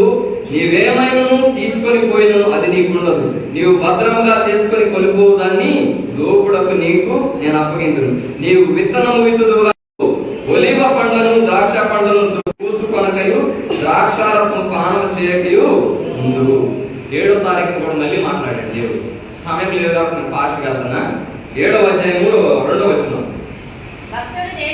భక్తుడు దేశంలో లేకపోయిను, జనులలో యథార్థపరుడు ఒకడును లేడు, అందరూ ప్రాణహాని చేయుటకై కొంచెండు వారే, ప్రతి మనుషుడును కిరాతుడై తన సహోదరుని కొరకు వలలను ఒగ్గును. ఇక్కడ 5వ వచనం చదవండి. స్నేహితుని యందు నమ్మకించవద్దు, ముఖ్య స్నేహితుని నమ్ముకొనవద్దు. నీ కౌగిటిలో పండుకొని ఉన్న దాని ఎదుట నీ పెదవుల ద్వారమునకు కాపు పెట్టుము. కుమారుడు తండ్రిని నిర్లక్ష్య పెట్టుచున్నాడు, కుమార్తె తల్లి మీదకి, కోడలు అత్త మీదకి లేచెదరు. ఎవరి ఇంటి వారు వారికే విరోధులవుదురు. దేవుడు అనేక రీతులుగా నాతో మాట్లాడుతూ వచ్చాడు. ప్రతిదినం అక్కడ రెఫరెన్స్ ఇక్కడ రెఫరెన్స్ కాదు, డైలీ పోర్షన్ ఇది. 3వ తారీఖు మొదలైన ఆ మాట్లాడేది ప్రతి అధ్యాయంలో కూడా నేను ఒక డైరీలో రాసుకున్నది కనపడలా, వేరే డైరీలో రాసా. డైరీలో చూసి చెప్దాం అనుకున్నా కానీ అది డైరీ పోయింది. నేను ఎలాగో బైబిల్లో పెట్టుకున్నా కాబట్టి వరుసగా చూసుకున్నా. ఇక్కడ 7వ వచనం చదవండి. ఆయనను యెహోవా కొరకు నేను ఎదురు చూచెదను, రక్షణకర్తయగు నా దేవుని కొరకు నేను కనిపెట్టుకుందును. నా దేవుడు నా ప్రార్థన ఆలకించును. 18వ వచనం. తన స్వాస్థ్యములు శేషించిన వారి దోషమును పరిహరించి వారు చేసిన అతిక్రమముల విషయమై వారిని క్షమించు దేవుడవైన నీతో సముడైన దేవుడు ఉన్నాడా? ఆయన కనికరం చూపుటయందు సంతోషించువాడు గనుక నిరంతరం కోపముంచు. ఆయన మరలా మన యందు జాలిపడును, మన దోషములు అణిచివేయును. వారి పాపములన్నిటినీ సముద్రపు అగాధములో నీవు పడవేదు. చెప్పాల్సిన విషయంలో ఇంకా చాలా ఉన్నాయి కానీ సమయం లేదు. ఇంకో విషయం కూడా దేవుడు నాతో మాట్లాడాడు. ఆ రోజు సంఘ ప్రార్థన ఏదో అనుకుంటా, సంఘ ప్రార్థన బైబిల్ పట్టడం జరిగింది. అయిన తర్వాత అందరం కలిసి బయటకు వెళ్ళిన తర్వాత మా నాన్నగారి సమాధి అక్కడ చేశారని చాలా మంది చాలా రకాలుగా అన్నారు. ఏమని అయ్యి ఎంత చేసి సేవకుడికి తీసుకెళ్ళి చెత్తపక్కలో పడేశారు, వాల్యూ లేకుండా అక్కడ చేసిన పరిచర్యకు ఆయన పాతి పెట్టిన స్థలముకు సంబంధం లేకుండా అయిపోయింది అన్నారు. అది ఏ రోజు అంటే 3వ తారీఖు అది. అప్పుడు దేవుడు రాత్రి కాల సమయంలో మా వాక్య లేఖ భాగం ఏంటంటే అపోస్తల కార్యములు 1వ అధ్యాయం. అపోస్తల కార్యములు 1వ అధ్యాయము ఇయ్యండి. అపోస్తల కార్యము 1:7. కాలములను సమయములను తండ్రి తన స్వాధీనమందుకొని ఉన్నాడు, వాటిని తెలుసుకొనుట నీ పని కాదు. కాలములు సమయములు ఎవరి స్వాధీనంలో ఉన్నాయంట? తండ్రి స్వాధీనంలో ఉన్నది. కానీ వాటిని తెలుసుకుంటే ఎవరి పని కాదంట? మానవులకు బలహీనముగా మనం చాలా రకాలుగా అంటుంటాం. దేవుని కంటే ఎక్కువ తెలుసా? దేవుడు ఏదైతే నిర్ణయించాడో అది జరుగుతుంది. మానవులుగా మనం ఏమి అనుకున్నప్పటికీ కానీ దేవుని చిత్తం ఏదైతే ఉందో అదే జరుగుతుంది. కాబట్టి దేవుడు అద్భుత రీతిగా 3వ తారీఖు నాకు భూస్థాపన కార్యక్రమం చేశాం. అయితే వాళ్ళు ఆపేమని చెప్పారు, ఆపేయండి మా స్థలంలో పెట్టుకోమని చెప్పారు. కాకపోతే వాళ్ళ అక్క బాబులు అది నిజంగా చెప్పిన మాట కాదు. ఆయనకు ఫోన్ చేసి చెప్పండి, ఫోన్ చేయండి నాతో మాట్లాడతా అంటే వాళ్ళు నెంబర్ 9వ తారీఖున వెళ్ళి 2వ తారీఖున తెలిసింది వాళ్ళకి, స్థలం గల వాళ్ళకి. తెలిసినప్పటికి కూడా స్థలం గల అబ్బాయికి ఆ విషయం చెప్పకుండా వాళ్ళు దాచిపెట్టి పెట్టిన తర్వాత తీరా మనం బాడీని తీసుకుని అక్కడికి వెళ్ళిపోయిన తర్వాత ఆ ప్లేస్కి వెళ్ళిపోయిన తర్వాత అక్కడ పెట్టిన తర్వాత వాళ్ళు ఏం చెప్పారంటే ఆపండి అని చెప్పారు. అదంతా చెప్పిన తర్వాత ఆ సమయంలో ఎలాగ ఆపం కదా, తెలుసు కదా. అసలు విషయం ఏంటంటే ఆ అబ్బాయి ఎక్కడ ఉంటాడు, స్థలంగా అబ్బాయి ఎక్కడ ఉంటాడు, సిద్దిపేటలో ఉంటాడు. అయితే ఆయన ఇస్తాను మాటించాడు కానీ ఆయన అనేకమైన శోధనల చేత బాధల చేత ఆయన మీద ఇక్కడి నుంచి వెళ్ళి అక్కడ మందిరం నిర్మించి సంఘాన్ని నడుపుతున్నాడు. ఆ కోట్లలో వ్యాపారం చేస్తున్నాడు. అయితే ఆయన అభివృద్ధి చెందుతున్నాడని ఆయన మీద ఏం చేశారంటే చేతపడి చేశారు. చేతపడి చేసి ఆయన మైండ్ పని చేయకుండా చేశారంట. అయితే ఆయనకి నల్ల త్రాసుపాము కలిసిందంట. కోమా వరకు వెళ్ళి చచ్చిపోవాల్సిన వ్యక్తి బయటకు వచ్చాడంట. చాలా విధాలుగా శోధింపబడ్డాడు. అయితే నేను వెళ్ళి ఇంకా అది అయిపోయిన తర్వాత మా విజయ్, నేను, మా సమ్ము, మా నాని ఆటోలో వెళ్ళి ఏదో అయింది ఏదో అయిపోయింది వెళ్ళి ఒకసారి మాట్లాడదామని చెప్పి ఆయన దగ్గరికి వెళ్ళి నెంబర్ ఇచ్చి వచ్చాం. ఫోన్ చేయమని నెంబర్ ఇచ్చి వచ్చాం. మొన్న అన్నారు కదా సర్లే ఏమన్నా కుదురుతుందేమో అని చెప్పి నెంబర్ ఇచ్చి మా నాన్నగారి స్థలం దగ్గరికి వెళ్ళి చూసి కొద్ది సమయం అక్కడ గడిపి, గడపడమే కాకుండా ఏం చేసిన పని ఏంటంటే ఆ స్థలం ఏదైతే ఉందో ఆ స్థలం చివరి వరకు వెళ్ళిపోయి, ఆ చివరి పెట్టాం కదా అదే స్థలం వరకు వెళ్ళిపోయారు. ఇక్కడ స్టార్టింగ్ లాగాలి చివరికి వెళ్ళిపోయి ఈ స్థలం అయితే మేమేమనుకున్నట్టు కొడుకు మనకి ఇచ్చేస్తాడేమో, ఇక్కడ పెట్టే బాగుంటుంది అని ఫిక్స్ అయిపోయాం. అప్పుడే ఎంత చాలా కూడా చూసేసి ఫిక్స్ అయిపోయి వచ్చేసి సైలెంట్ గా ఉన్న తర్వాత అతడు ఫోన్ చేశాడు. ఫోన్ చేసిన తర్వాత మాట్లాడిన తర్వాత అతను చెప్పింది ఏంటంటే నేను బయలుదేరి వస్తానని 5వ తారీఖు చెప్పాడు. చెప్పిన తర్వాత ఆయన ఎప్పుడు వచ్చాడు? 6వ తారీఖు 7వ తారీఖు వచ్చాడు. 7వ తారీఖు ఉదయకాలం నేను బ్రష్ చేసుకుంటూ బయటకు వెళ్ళాను. అయితే నన్ను చూసి నవ్వి వస్తా అని చెప్పాడు. 2 గంటలకు వచ్చాడు. ఉదయకాలం 7 గంటలకు కనపడిన వ్యక్తి 2 గంటలకు వచ్చాడు. ఆయనకి చాలా పనులు ఉన్నాయి పాపం ఇక్కడ. అవి చూసుకొని 2 గంటలకు వచ్చేసరికి మాట్లాడిన తర్వాత డైరెక్ట్ కార్ వేసుకొని అతను ఎక్కించుకొని ఆ స్థలానికి మా అమ్మగారు, నేను, మా అక్క, మా సమ్ము, మా చింటూ, మేము 5గురము అతను వెళ్ళాము. వెళ్ళిన తర్వాత మా అమ్మగారు ఏమన్నారంటే నీకు ఎక్కడైతే ఇష్టమో నీకు మనస్ఫూర్తిగా ఆ స్థలం నీకు నాయన అని చెప్పారు. అయితే అతడు మనం ఇచ్చిన స్థలం కంటే కొద్దిగా ఎక్స్ట్రా ఇచ్చాడు. ఇచ్చిన తర్వాత వాళ్ళకి వచ్చి ఏం చేసిందంటే అమ్మ పక్కన కౌలుకి ఇస్తామా అంతే ఎలాగో ఇబ్బంది పడతారని చెప్తే ఒక 15 అడుగులు వెడల్పు, 15 అడుగుల పొడవు, 45 అడుగుల మందం తగ్గించేశారు. ఆ టేక్ చెట్టు ఉంది కదా వెనకాల ఇంకో చెట్టు, అంత మందం తగ్గించేశారు. అయినప్పటికీ కూడా దేవుడు మనకి ఇంతే ఇచ్చాడు, ఇదే మన అనుగ్రహం అనుకొని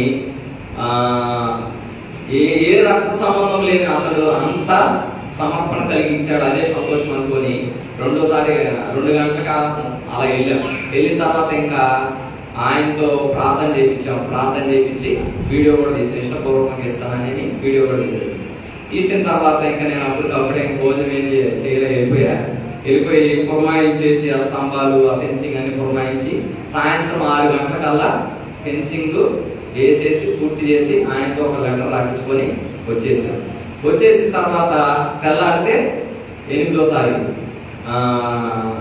అది తీసి బయట పెట్టాలంటే అదొక టెన్షన్.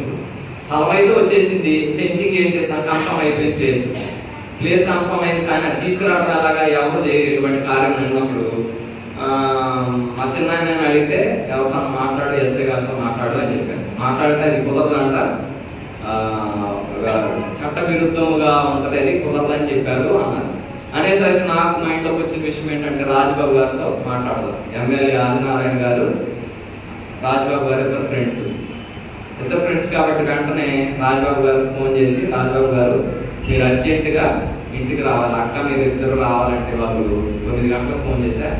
9:30 గంటలకు వచ్చారు. 9 గంటలకు వచ్చిన తర్వాత వాళ్ళ మేనల్లుడు ఎవరు ఉన్నారు, ఎస్ఐ ఇక్కడ చేయడు, ఆయన అక్కడ ఉంటాడు వేరే దగ్గర.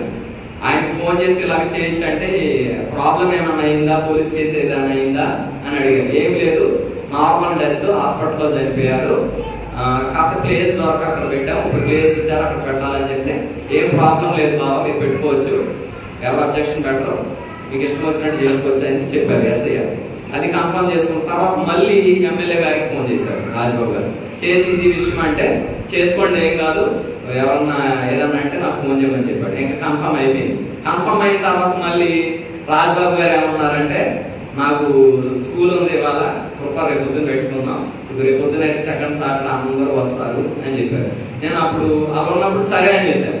సరే అని చేసిన తర్వాత శనివారం మళ్ళీ ఇప్పటికే బాడీ పాడైపోతాము, దాన్ని తీయడం పెట్టడం అనేది ఇంకొక రోజు పెరిగితే ఇంకొకటి పాడైపోతాము అన్న ఉద్దేశంతో మాస్టర్ ఇది పరిస్థితి మరి అని చెప్తే సరే కృప మీరు కానిచ్చేయండి, నాకు కుదిరితే కానీ వస్తా అని చెప్పారు. ఇంకా నైట్ అంతా ఇంకా ప్రిపరేషన్ లో ఉన్నా, ఎలా చేయాలి, ఏం చేయాలి, పడుకున్నామంటేనేమో నిద్ర రాట్లా. ఎలా చేయాలి, ఏం చేయాలని మొత్తం పేపర్ మీద రాసుకున్నా. ఏ పని ఎలా చేయాలి, ఏ పని ఎవరికి పురమాయించాలి, ఏ విధంగా చేయాలి, ఫ్లెక్సీలకు వాక్యాలు ఏం పెట్టాలి, ఏ కళ పెట్టాలి అన్నీ రాసుకున్నా. భోజనం ఏం సిద్ధపరచాలి, ఎవరికి అప్పచెప్పాలి, లేకపోతే పనిని ఎవరిని పిలవాలి, అన్ని నైట్ ఇవన్నీ చేసుకునేసరికి 3 అయింది. 3 అయ్యేసరికి పడుకున్నామంటేనేమో నిద్ర రావట్లేదు. అలాగే ఒక 2 గంటలు బెడ్ మీద అలాగే మళ్ళీ 5 గంటలు లేచిపోయి ఫస్ట్ కాల్ మామిడిగూడెం రాజుకి చేశాను. మామిడిగూడెం రాజు ఉన్నాడు కదా, సోమ లింగయ్య అబ్బాయి చేసి అతడు ఆ రోజు నాకు ఎందుకు అనిపించింది, చాలా బాధపడుతున్నాడు రాజు. పాట కూడా పాడాడు మా నాన్నగారి మీద. పాపం బాగా ఇబ్బందిగా ఉన్నాడని ఆ బిడ్డకి ఫోన్ చేసి రావాలి రాజు ఇలా చేస్తున్నాడు, చాలా సంతోషం అన్నయ్య వస్తా అని చెప్పాడు. చెప్పిన తర్వాత ఇంకా అందరికి ఒక్కొక్కడికి అందరికి ఫోన్ చేసి చెప్పేసిన తర్వాత ఇంక ఉదయకాలం ఇంకా సతీష్ అన్న వీళ్ళందరూ వచ్చారు. వచ్చిన తర్వాత ఇంక ఇంట్లో లేదు, బయటకు వెళ్ళి ఆ కార్యక్రమాన్ని శుభ్రం చేయడం ఇదే సరిపోయింది. అద్భుత రీతిగా దేవుడు తన దాసుని మళ్ళీ పెట్టిన దానిని తీసి, ఇంకా ఆసక్తికరమైన విషయం ఏంటంటే అది తీసి ఆటోలో పెట్టుకొని హడావుడికి ఎవరన్నా చూస్తారని హడావుడికి వెళ్ళిపోయిన తర్వాత ఆటోలో నేను ఎవరు మామిడిగూడెం రాజు, శాఖరోళ్ళ బామ్మడి రాజు ప్రమీళ రాజు ఉన్నాం ముగ్గురు. మామిడిగూడెం రాజు ఏమో ఆ అద్దం దగ్గర కూర్చున్నాడు, నేనేమో ఎదం కూర్చొని వీడియో చేస్తాను. అయితే నేను చూసేయాలన్నయ్య అందరి పేరు చూసేస్తాను. అక్కడికి వెళ్ళాక చూద్దామన్నా, చూస్తా సరే చూడడానికి దాని మీద ఉన్న చక్క తీసి చూశాడు. ఏం అవ్వలేదు అన్నయ్య, అసలు ఎలా ఉన్న ఫేస్ అలాగే ఉంది, ఎలా ఉన్న బాడీ అలాగే ఉందంటే ఇంకా అందరం వచ్చి ఆ బాడీ చూశాడు. చాలా సంతోషం అనిపించింది. అపొస్తలుల కార్యంలో ఉంది ఏమని, నీతిమంతుని నీవు పుల్లు పట్ట నీయవు. కాబట్టి ఇది ఎలా జరిగిందంటే సాధారణంగా ఉప్పేరు అంట వాడు. బిడ్డు కూడా చేయించేటప్పుడు నాకు ఎందుకు అనిపించింది గ్లాస్ పెడితే ఫేస్ మేకులు కొట్టేసిన తర్వాత ఫేస్ ఆఖరిగా చూడొచ్చు కదా అని గ్లాస్ పెట్టించా. గ్లాస్ పెట్టించడం పాటు మళ్ళీ ఆ చెప్పే ఆయనకి ఏం చెప్పానంటే, గ్లాస్ పెడుతున్నా కరెక్టే, ఇప్పుడు అది కూర్చేటప్పుడు దాని మీద ఏదైనా పడింది అనుకో గ్లాస్ పగిలిపోయి మళ్ళీ లోపలికి మట్టి వెళ్ళిపోదు కదా, నాకు దాని మీద చెక్క కూడా కావాలని చెప్పాను. ఆ గ్లాస్ మీద చెక్క పెట్టి దాని మీద మట్టి వేయాలని చెప్పాను. సరే అని చెప్పి పిట్టి చేసి ఇచ్చాడు. ఆ నైట్ తీసుకెళ్ళి స్టిక్కరింగ్ చేయించా. వచ్చిన తర్వాత చెక్క ముక్క ఇవ్వకపోతే నేను పని కట్టుకొని మళ్ళీ మా విజయ్ని ఆ సిలువను ఆ చెక్క తీసుకురామని పంపించాను. తీసుకురామని చెప్పి దాని మీద పెట్టి భూస్థాపన కార్యక్రమం చేశాం. ఆ గ్లాసే లేకపోతే రెండోసారి ఆ సమాధి తీసి చూడాలంటే డేర్ చేసేవాడు కాదు, చూడటానికి ఆస్కారం కూడా ఉండేది కాదు. కాబట్టి దేవుడు అనేక విధాలుగా ఎన్నో రకాలుగా దైవజనుడు చేసిన పరిచర్యకు ఎటువంటి అవమానము కలగకుండా ఒక గొప్ప నూతనమైన కార్యము మనకు చేస్తున్నాడు. కాబట్టి ముందుకు కూడా అనేక విషయాలు కూడా దేవుడు మనకు వాగ్దానం ఇచ్చిన వాగ్దానం ఏదైందో నేను గొప్ప జనముగా చేసేదననే వాగ్దానం ఉంది కదా. దేవుడు మన పట్ల, మన సంఘం పట్ల మనం కూడా అటువంటి పరివారంగా ముందుకు సాగి ఈ జనాన్ని చూసుకున్నట్లయితే మీరే చూస్తే ఒకసారి లేచి ఇక్కడ నిలబడి చూస్తే మందిరం అంతా నిండుగా ఉంది. సండే స్కూల్ పిల్లలు లేరు, నాకు తెలిసి ఒక 20 మంది ఉంటారు కదా. ఆ 20 మంది కూడా ఏడవుతే ఏ విధంగా ఉన్నాం ఇప్పుడు గొప్ప జనం. ఇదివరకు మందిరం నిండేది కాదు, ఇప్పుడు నిండుతుంది. దేవుడు వాగ్దానం ఎన్ని అయినను అవి అన్నీ కూడా ఇంకా ఏ విధంగా ఉన్నట్టు 4వ అధ్యాయంలో చూసుకున్నాక మీక 4 ప్రవాహము వలె అన్ని జనులు వస్తారు. కాబట్టి అటువంటి పరిచర్యకై మనం అందరం కూడా ఏమవ్వాలంటప్పుడు సిద్ధపడాలి. మనకు సమయం లేదు, అయినప్పటికీ నేను కొన్ని విషయాలు వాళ్ళ గురించి చెప్పి ముగించేస్తాను. కాబట్టి మొదటిగా చూసుకున్నట్లయితే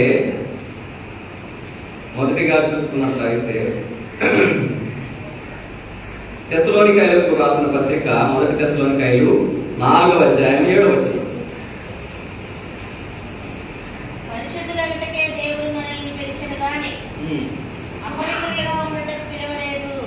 ఇప్పుడు బలవర్తమానంలోకి మనం ప్రవేశిస్తుండగా దేవుడు మనకు సెలవిచ్చే మాట ఏమిటంటే, ఏ విషయాలలో మనం పరీక్షించుకోవాలి అంటే 1 తెస్సలోనికైలకు రాసిన పత్రిక 4వ అధ్యాయము 7వ వచనంలో దేవుడి వాక్యం ఏమి సెలవిస్తుందంటే, దేవుడు మనల్ని దేనికి పిలిచాడంట?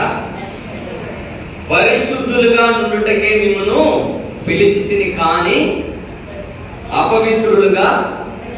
కాబట్టి రక్షణ పొందిన నీవు, విశ్వాసి అని పిలువబడిన నీవు, సంఘములో అంగముగా చేయబడిన నీవు, దేవుడు దేనికి పిలిచాడంట? నేను పరిశుద్ధులుగా ఉండటకే నేను మిమ్మును పిలిచితిని, అపవిత్రులుగా ఉండటకు నేను మిమ్మును పిలవలేదు. కాబట్టి ఇప్పుడు ఆయన రక్త మాంసంలో చేయవేయడానికి వచ్చిన నీవు నేను పరిశుద్ధులముగా ఉన్నామా లేకపోతే అపవిత్రులముగా ఉన్నామా?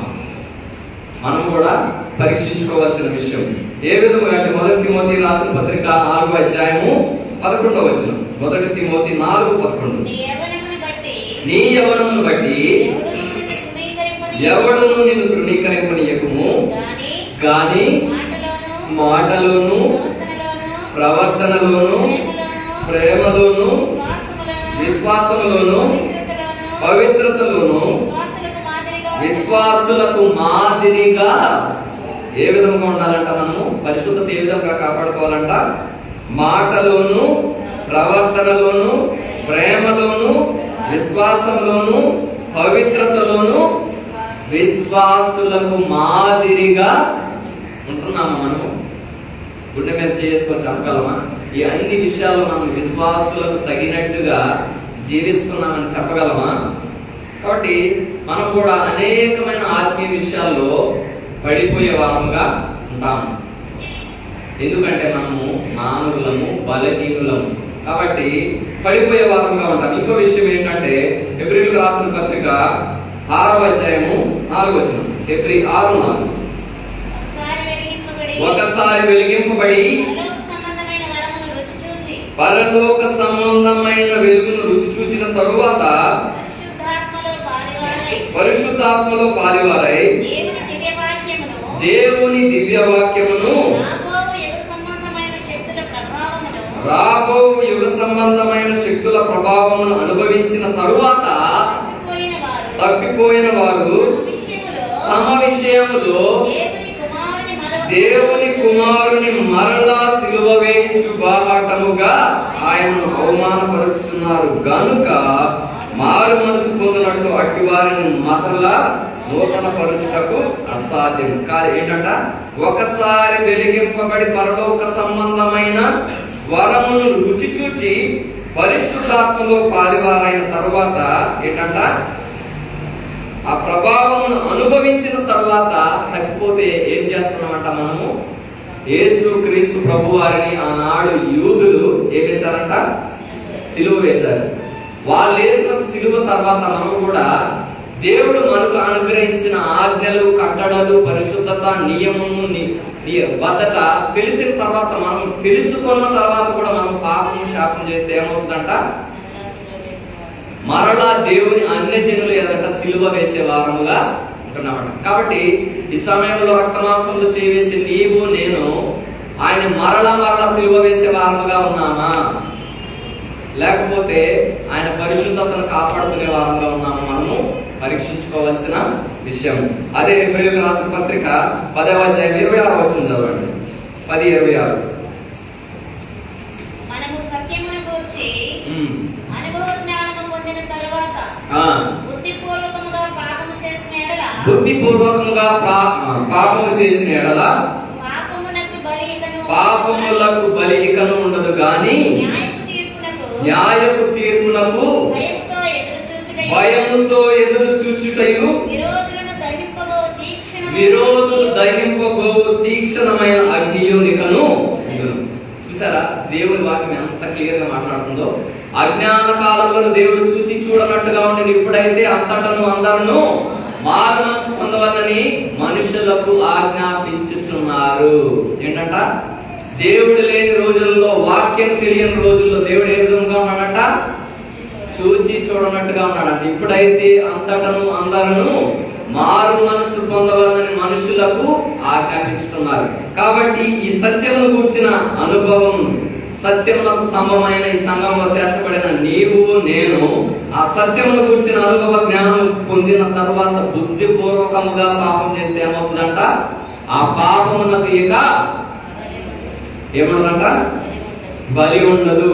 న్యాయ తీర్పునకు మనము భయముతో ఎదురు చూస్తూ విరోధము దహింపబోవు తీక్షణమైన అగ్నియునిక అంటున్నాడు. కాబట్టి మనం కూడా దేవుడు మనకిచ్చిన ఆజ్ఞలను, కట్టడలను, నియమములను, నిబంధనలను తెలిసిన తర్వాత కూడా బుద్ధిపూర్వకంగా పాపం చేసేవారు.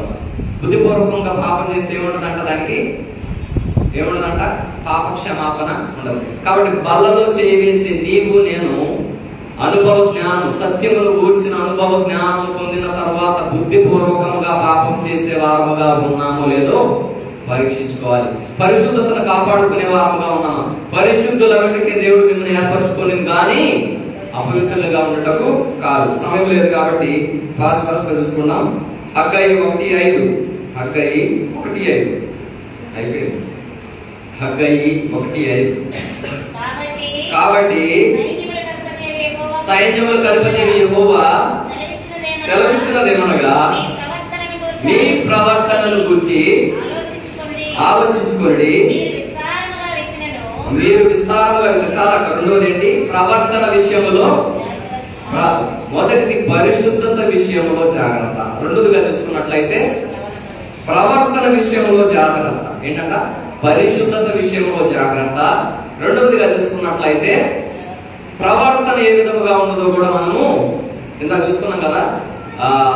సంఘం, జీవము గల సంఘంలో జనులు ఎలా ప్రవర్తించవలనో అని చదువుకున్నాం కదా. కాబట్టి సంఘంలోకి వచ్చే మనం కూడా మన ప్రవర్తన ఏ విధముగా ఉన్నది కదా.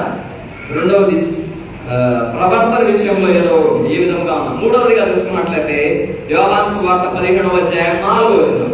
యోహాను సువార్త 17వ అధ్యాయము 4వ వచనం. చేయుటకు నీవు నాకిచ్చిన పనిని నేను సంపూర్ణముగా నెరవేర్చి భూమి మీద నేను నిన్ను మహిమపరిచింది. ఈ వాక్యము మా నాన్నగారు చనిపోయిన కటౌట్ లాస్ట్ క్లాస్. ఇది చేయుటకు నీవు నాకు ఇచ్చిన పని నేను సంపూర్ణముగా నెరవేర్చి భూమి మీద నిన్ను. ఇక్కడ ఆలోచించాల్సిన విషయం ఏంటంటే, జాగ్రత్తగా చదవండి. చేయుటకు నీవు నాకు ఇచ్చిన పని నేను సంపూర్ణముగా నెరవేర్చి, తర్వాత ఏముంది? భూమి మీద నిన్ను మహిమ పరిస్థితి. కాబట్టి రక్త మాంసములో చేయివేసే నీవు నేను దేవుడు మనకిచ్చిన ఆ పనిని చేసే వారముగా ఉన్నాం. నీవు నాకిచ్చిన పనిని నేను సంపూర్ణముగా నెరవేర్చి, ఎక్కడంట? పరలోకంలో కదా. ఎక్కడ నెరవేర్చాలంట? భూమి మీద నిన్ను మహిమ పరిస్థితి. కాబట్టి రక్త మాంసంలో చేయివేసి నీవు నేను దేవుడు మనకిచ్చిన పనిని మనం సంపూర్ణంగా చేసే వారముగా ఉన్నామా లేదో పరీక్షించుకోవాలి. ప్రతిసారి బలలో చేవేసే ప్రతిసారి ప్రభు వచ్చే వరకు ఆయన మరణమును అంటున్నారు. అందరూ చదువుతున్నావా? ఎంతమంది ప్రచురిస్తున్నారు? ఎంతమంది ప్రచురిస్తున్నారు అందరూ? తీయండి. 1 కొరింథీయులకు రాసిన పత్రిక 11వ అధ్యాయము. 1 కొరింథీయులకు రాసిన పత్రిక 11వ అధ్యాయము 26వ వచనం. ఈ రొట్టెని ఈ పాత్రలోని త్రాగినప్పుడల్లా ప్రభువు వచ్చే వరకు ఆయన మరణమును ప్రచురించుడు. కాబట్టి రక్త మాంసములలో చేయి వేసే నీవు నేను ఆయన మరణాన్ని ప్రచురించే వారముగా ఉన్నామా, ప్రచురించలేని వారముగా ఉన్నామా?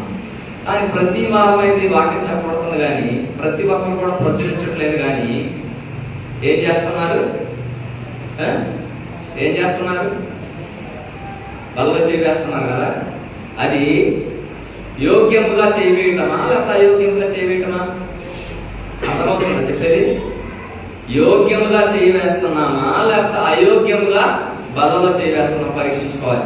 అపోస్తలుల కార్యములు 2వ అధ్యాయం 42వ వచనం చదవండి. తెలిసిన వాక్యం చెప్పండి. మీరు అపోస్తలుల బోధయందును సహవాసమందును రొట్టె విరుచుటయందును ప్రార్థన చేయటయందును ఎడతెగక. ఏంటంట? అపోస్తలుల బోధలో, సహవాసములో, రొట్టె విరుచుటలో, 4 విషయాల్లో ఎడతెగక చేసే పని ఏదన్నా ఉందంటే మనము విశ్వాసముగా ఏంటిదంట? రొట్టె విరుచుటలో మాత్రం ఎడతెగక ఉంటాం కదా. అవునంటారా కాదంటారా? రొట్టె విరుచుటలో మాత్రం ఎడతెగక అసలు 1 వారం కూడా ఆగేది లేదు. వీరు అపోస్తలుల బోధయందును సహవాసమందును రొట్టె విరుచుటయందును ప్రార్థన చేయడం. 4 విషయాలు చెప్తే మనం కేవలం ఒక విషయంలోనే ఎడతెగకున్నాం. కాబట్టి దేవుని సంఘమైన నీవు నేను, విశ్వాసి అయిన నీవు నేను, పరిశుద్ధుడు అయిన నీవు నేను 4 విషయాలు కరెక్ట్ ఉంటేనే ఏం చేయాలంటే అందులో అపోస్తలు బోధలో ఉండాలి, సహవాసంలో ఉండాలి, రొట్టె విరుచులో ఉండాలి, ప్రార్థన చేయడంలో ఉండాలి. కాబట్టి వాక్యం చెప్పిన తర్వాత కూడా బుద్ధిపూర్వకంగా దాన్ని అయోగ్యముగా తీసుకుంటే ఏమవుతుందో తెలుసా? ఏంటంట, దానికి పాపక్షమాపణ ఉండదు. లేకపోతే ఇది వాక్యం చెప్పబడిన తర్వాత హెబ్రీ రాసిన పత్రికలో చెప్పా కదా, ఒకసారి వెలిగింపబడి అనుభవ జ్ఞానం పొందిన తర్వాత పాపం చేస్తే ఏంటంట, మళ్ళీ యేసుక్రీస్తు ప్రభువారిని అందరి ఎదుట బాహటంగా సిలువ వేసేవారు కాబట్టి ఈ దినమున దేవుని బలలో చేయవేసే నీవు నేను ఈ విషయాల్లో కరెక్ట్ గా ఉన్నామా లేదో పరీక్షించుకొని, కరెక్ట్ గా లేకపోతే ఈ వారం దేవుని బలను తీసుకోకుండా, ఆయన శరీరమును రక్తమును తీసుకోకుండా ఆగిపోయి ఎప్పుడైతే మనం ఆ విషయాల్లో కరెక్ట్ గా ఉంటామో అప్పుడే చేయవేయాలని ప్రభు పేరట సెలవిస్తున్నాను. కాబట్టి ఎందుకంటే అయోగ్యంగా పాల్గొనకపోతే ఏమవుతుందంట, చదవండి ఆ విషయం.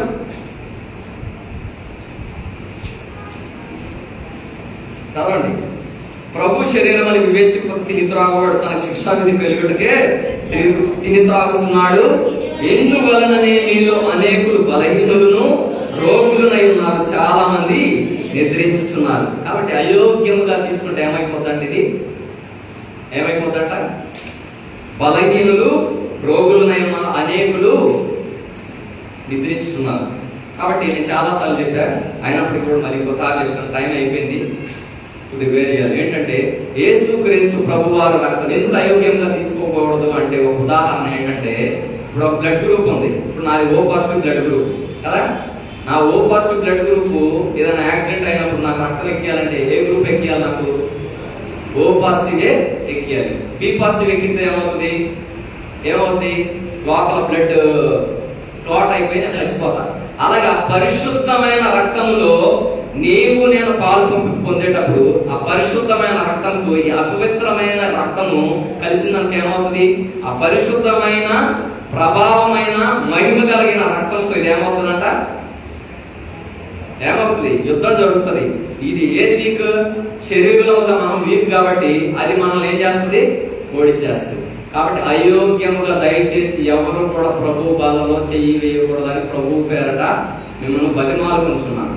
కాబట్టి ఆత్మీయ విషయాల్లో సహవాసంలో ఎదగాలి, అపోస్తలు బోధలో ఎదగాలి, రొట్టె విరుచుటలో ఎదగాలి, ప్రార్థనలో కూడా ఎడతెగక ఉన్నప్పుడు మాత్రం మీరు అందులో చేయవేయాలని, ఆత్మీయ మేలు పొందాలని, ఆశీర్వాదాలు పొందాలని దేవుని ఆశయమని. సమయం లేదు కాబట్టి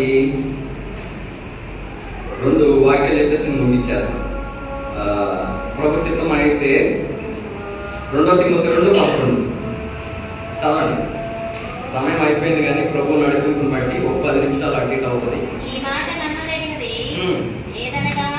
ఏదనగా మనం ఆయనతో కూడా చనిపోయిన వారమైతే ఆయనతో కూడా మనం ఆయనతో కూడా చనిపోయిన వారమైతే ఆయనతో కూడా బ్రతుకుదుము. కాబట్టి అపోస్తలుడైన పౌలు చెప్పిన సంగతి ఏంటంటే, నేను క్రీస్తుతో కూడా సిలువ వేయబడి ఉన్నాను, ఇక నువ్వు జీవించేవాడని నేను కాను, క్రీస్తే నా యందు జీవించుతున్నాడు. కాబట్టి మనం యేసుక్రీస్తు ప్రభువులో చనిపోయిన వారంగా ఉన్నామా? క్రీస్తే మన జీవితంలో నివసించేవాడుగా ఉన్నాడా, లేకపోతే మనమే మన జీవితాల్లో నివసించే వారుగా కదా? యేసుక్రీస్తు ప్రభువారు మనలో జీవిస్తున్నా లేదో మనకు తెలుసు కదా. యేసుక్రీస్తు ప్రభువారు ప్రతి ఒక్క మనిషి హృదయంలో ఒక కుర్చీ ఉంటుందంట. ఆ కుర్చీ ఏంటంటే యేసుక్రీస్తు ప్రభువారు మన హృదయంలో ఆ కుర్చీ మీద కూర్చుంటే మనం కింద కూర్చుంటామంట. మనం ఆ కుర్చీలో కూర్చుంటే యేసుక్రీస్తు ప్రభువారు కింద కూర్చుంటారు. కాబట్టి నీ హృదయం అనే ఆ సింహాసనములో నీవు ఆసీనుడవై ఉన్నావా? యేసుక్రీస్తు ప్రభువారు ఆ సింహాసనం మీద కూర్చొని ఆయన పాదముల చెంత నీవు కూర్చున్నావా? క్రీస్తు నీ యందు జీవిస్తున్నాడా లేదో పరీక్షించుకో. లేకపోతే ఏమవుతుందంట, మనం ఆయనతో కూడా చనిపోయిన వారమైతే ఆయనతో కూడా ఉండుము. ఆఖరిగా యోహాను సువార్త 21:15. యోహాను సువార్త 15.